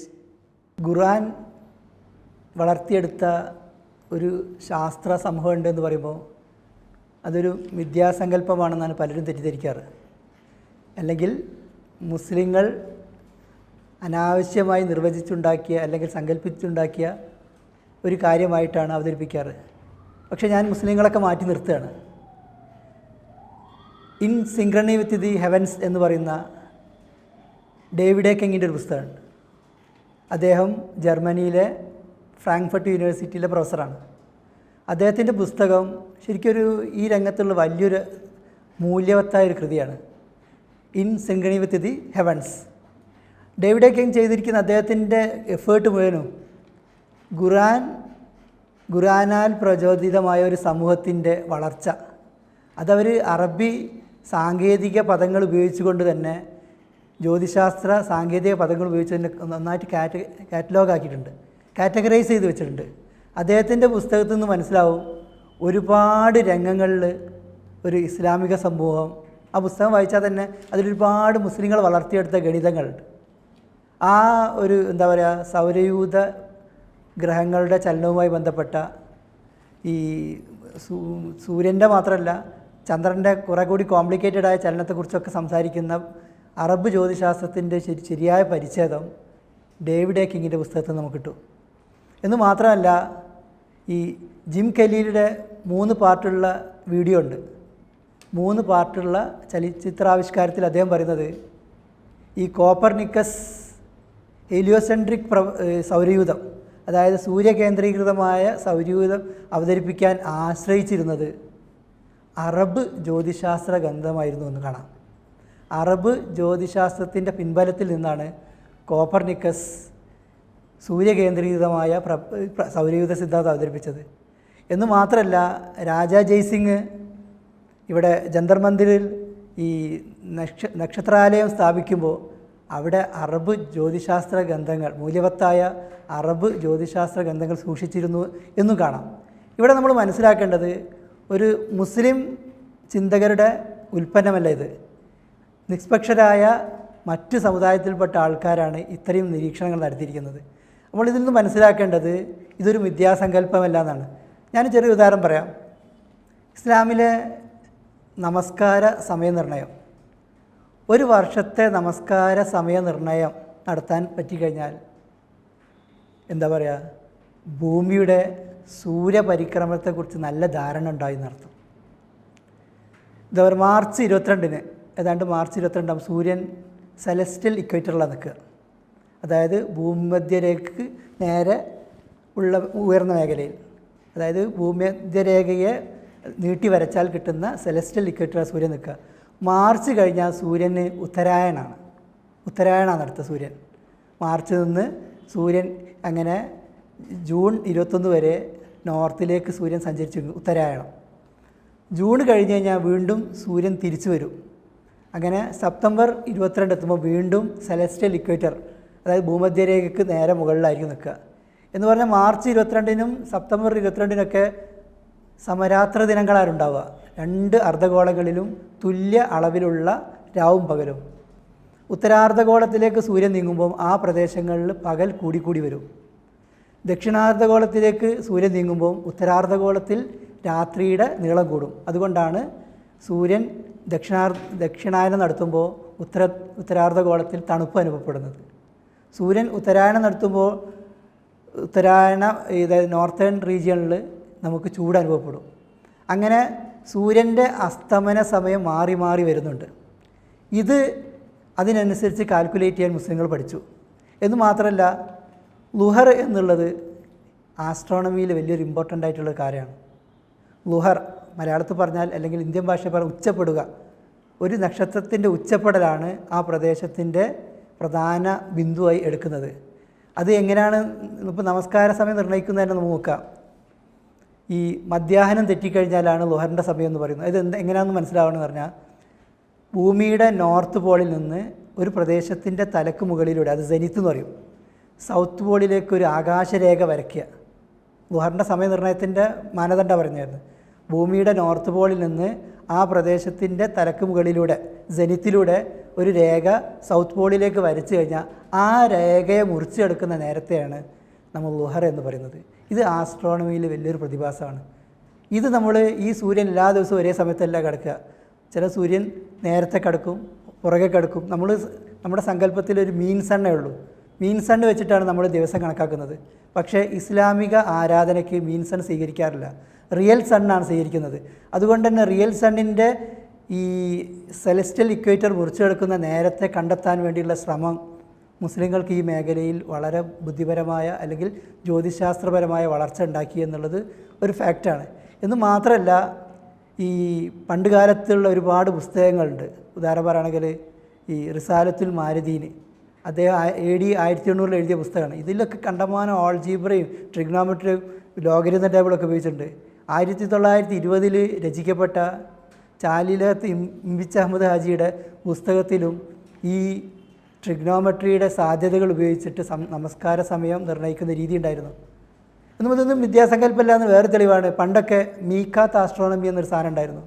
അതായത് ഓരോ പ്രദേശത്തേക്കും ആ പ്രദേശത്തുള്ള പ്രദേശങ്ങളുടെ പ്രാദേശിക സമയം അനുസരിച്ച് നമസ്കാര സമയം നിർണ്ണയിക്കുന്ന രീതിയും അവിടുത്തെ കിബില നിർണ്ണയിക്കുന്ന രീതിയൊക്കെ വെച്ചിട്ട് മീക്കാത്ത് ആസ്ട്രോണമേഴ്സ് ഉണ്ടായിരുന്നു. ഇതും ഒരു ചരിത്രപരമായ വസ്തുതയാണ്. അങ്ങനെ ഇസ്ലാം വളർത്തിയെടുത്ത ശാസ്ത്രത്തിൻ്റെ ചരിത്രപരമായ വസ്തുതകൾ ഇങ്ങനെയുണ്ട്. ഇതൊക്കെ ഇസ്ലാമികമായ അല്ലെങ്കിൽ ഖുർആനികമായ പ്രചോദനത്തിൽ നിന്ന് മുസ്ലിങ്ങൾ പ്രചോദനം കൊണ്ട് വളർന്നതാണെന്നുള്ള തെളിവായി ഉദ്ധരിക്കാവുന്നതാണ്. ശാസ്ത്രത്തിൻ്റെ വളർച്ചയ്ക്ക് വലിയ സംഭാവനകളാണ് ഇസ്ലാമിൻ്റെ ഇത്തരത്തിലുള്ള ആരാധനാ നിഷ്ഠകളുടെ സമയക്രമീകരണത്തിലുള്ള പഠനങ്ങൾ വഴിതെളിച്ചത് എന്നത് നമുക്ക് കൃത്യമായി ബോധ്യമായി. അടുത്ത ഒരു ചോദ്യം നാസ്തികരുമായി ബന്ധപ്പെട്ട് തന്നെയാണ്. പ്രിയപ്പെട്ട വഫി ഷിഹാദിനോടാണ് അച്ചോദ്യം. താങ്കളുടെ സംസാരത്തിൽ നേരത്തെ നാസ്തികർ ചരിത്രത്തിലുടനീളം ശാസ്ത്രനിഷേധത്തെ അവലംബിക്കുന്നതായി കണ്ടിട്ടുണ്ട്, നാസ്തികതയുടെ സമർത്ഥനത്തിനു വേണ്ടി. അതേപോലെ തന്നെ നവനാസ്തികരും നാസ്തികത സമർത്ഥിക്കുവാൻ വേണ്ടി അറിയപ്പെടുന്ന ശാസ്ത്ര സത്യങ്ങളെ നിഷേധിക്കുകയും ദുർവ്യാഖ്യാനം ചെയ്യുകയും വളച്ചൊടിക്കുകയും ചെയ്യുന്നത്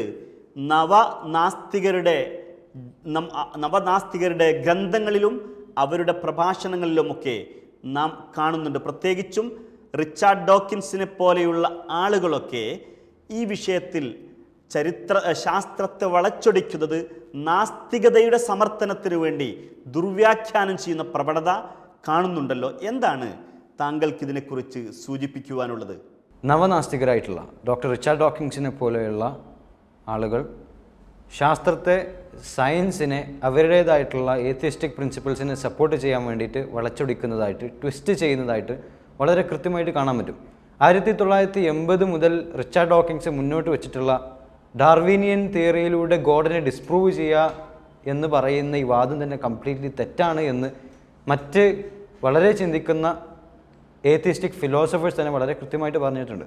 1986 വന്നിട്ടുള്ള ദി ബ്ലൈൻഡ് വാച്ച് മേക്കർ എന്ന് പറഞ്ഞിട്ടുള്ള അദ്ദേഹത്തിൻ്റെ ഗ്രന്ഥം മുതൽ 2006 വന്നിട്ടുള്ള ഗോഡ് ഡില്യൂഷൻ എന്ന് പറയുന്ന ഗ്രന്ഥത്തിൽ വരെ അദ്ദേഹം ഡാർവിനിയൻ തിയറിയെ വളരെ എക്സംപ്ലിഫൈ ചെയ്ത് അത് ഗോഡിനെ ഡിസ്പ്രൂവ് ചെയ്യുന്നു എന്നുള്ള ആർഗ്യുമെൻറ്റ് വളരെ നിരന്തരം ഉപയോഗിക്കുന്നതായിട്ട് കാണാൻ പറ്റും.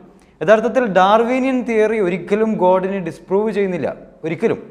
എലിയട്ട് സോബർ എന്ന് പറഞ്ഞിട്ടുള്ള വളരെ ഫേമസ് ആയിട്ടുള്ള ഒരു ഏത്തിയസ്റ്റിക് ഫിലോസഫർ ഉണ്ട്. അദ്ദേഹത്തിൻ്റെ പുസ്തകത്തിൽ did Darwin write his origins backwards, philosophical essays on Darwinian theory എന്ന് പറയുന്നൊരു ഗ്രന്ഥമുണ്ട്. വളരെ രസകരമായിട്ടുള്ളൊരു ഗ്രന്ഥമാണ്.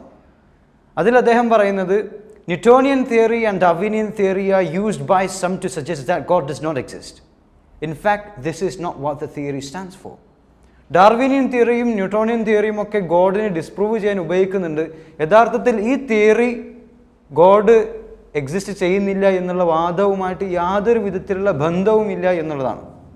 It's very clear. ഇവിടെ വളരെ കൃത്യമാണ്.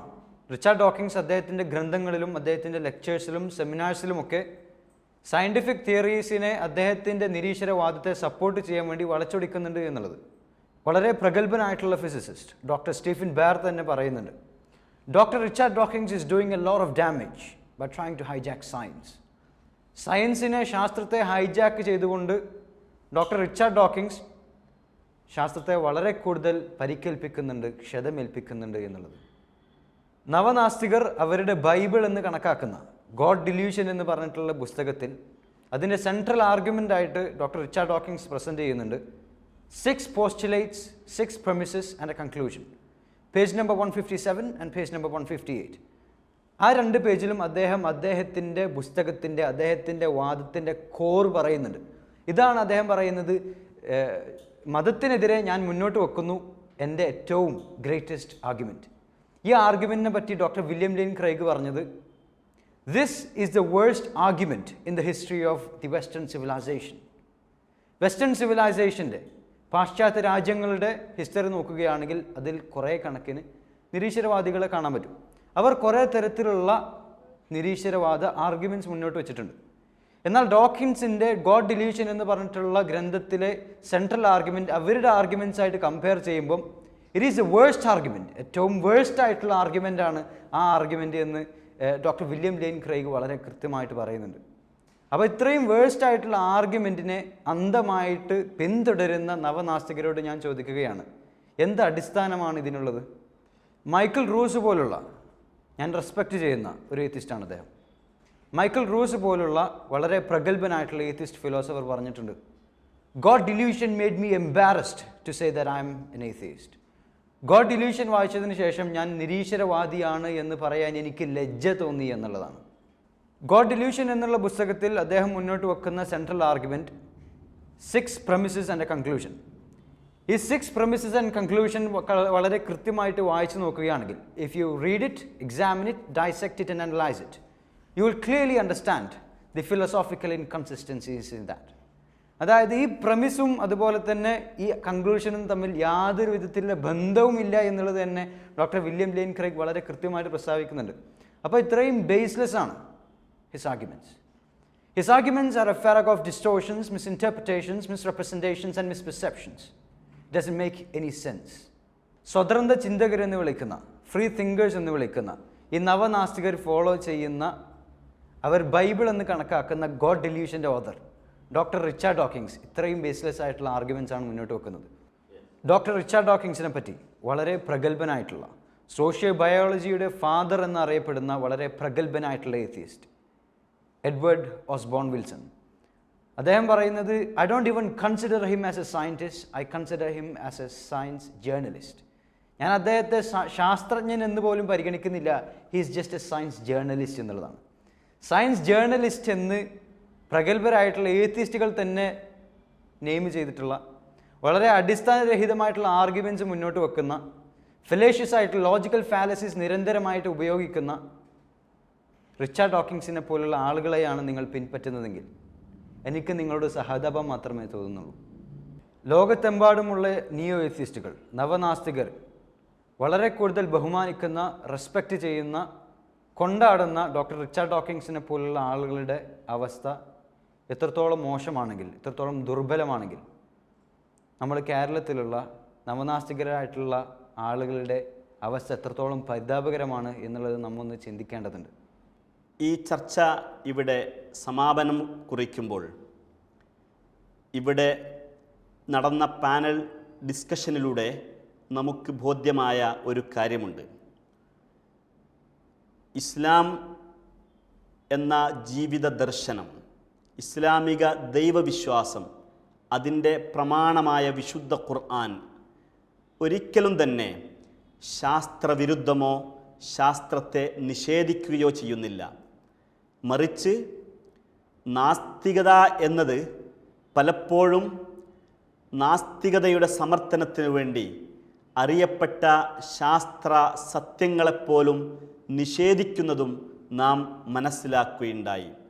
അതുകൊണ്ട് ദൈവവിശ്വാസവും ശാസ്ത്രബോധവും സംഘട്ടനത്തിലാണ് എന്ന വാദം അപ്രസക്തമാണ്.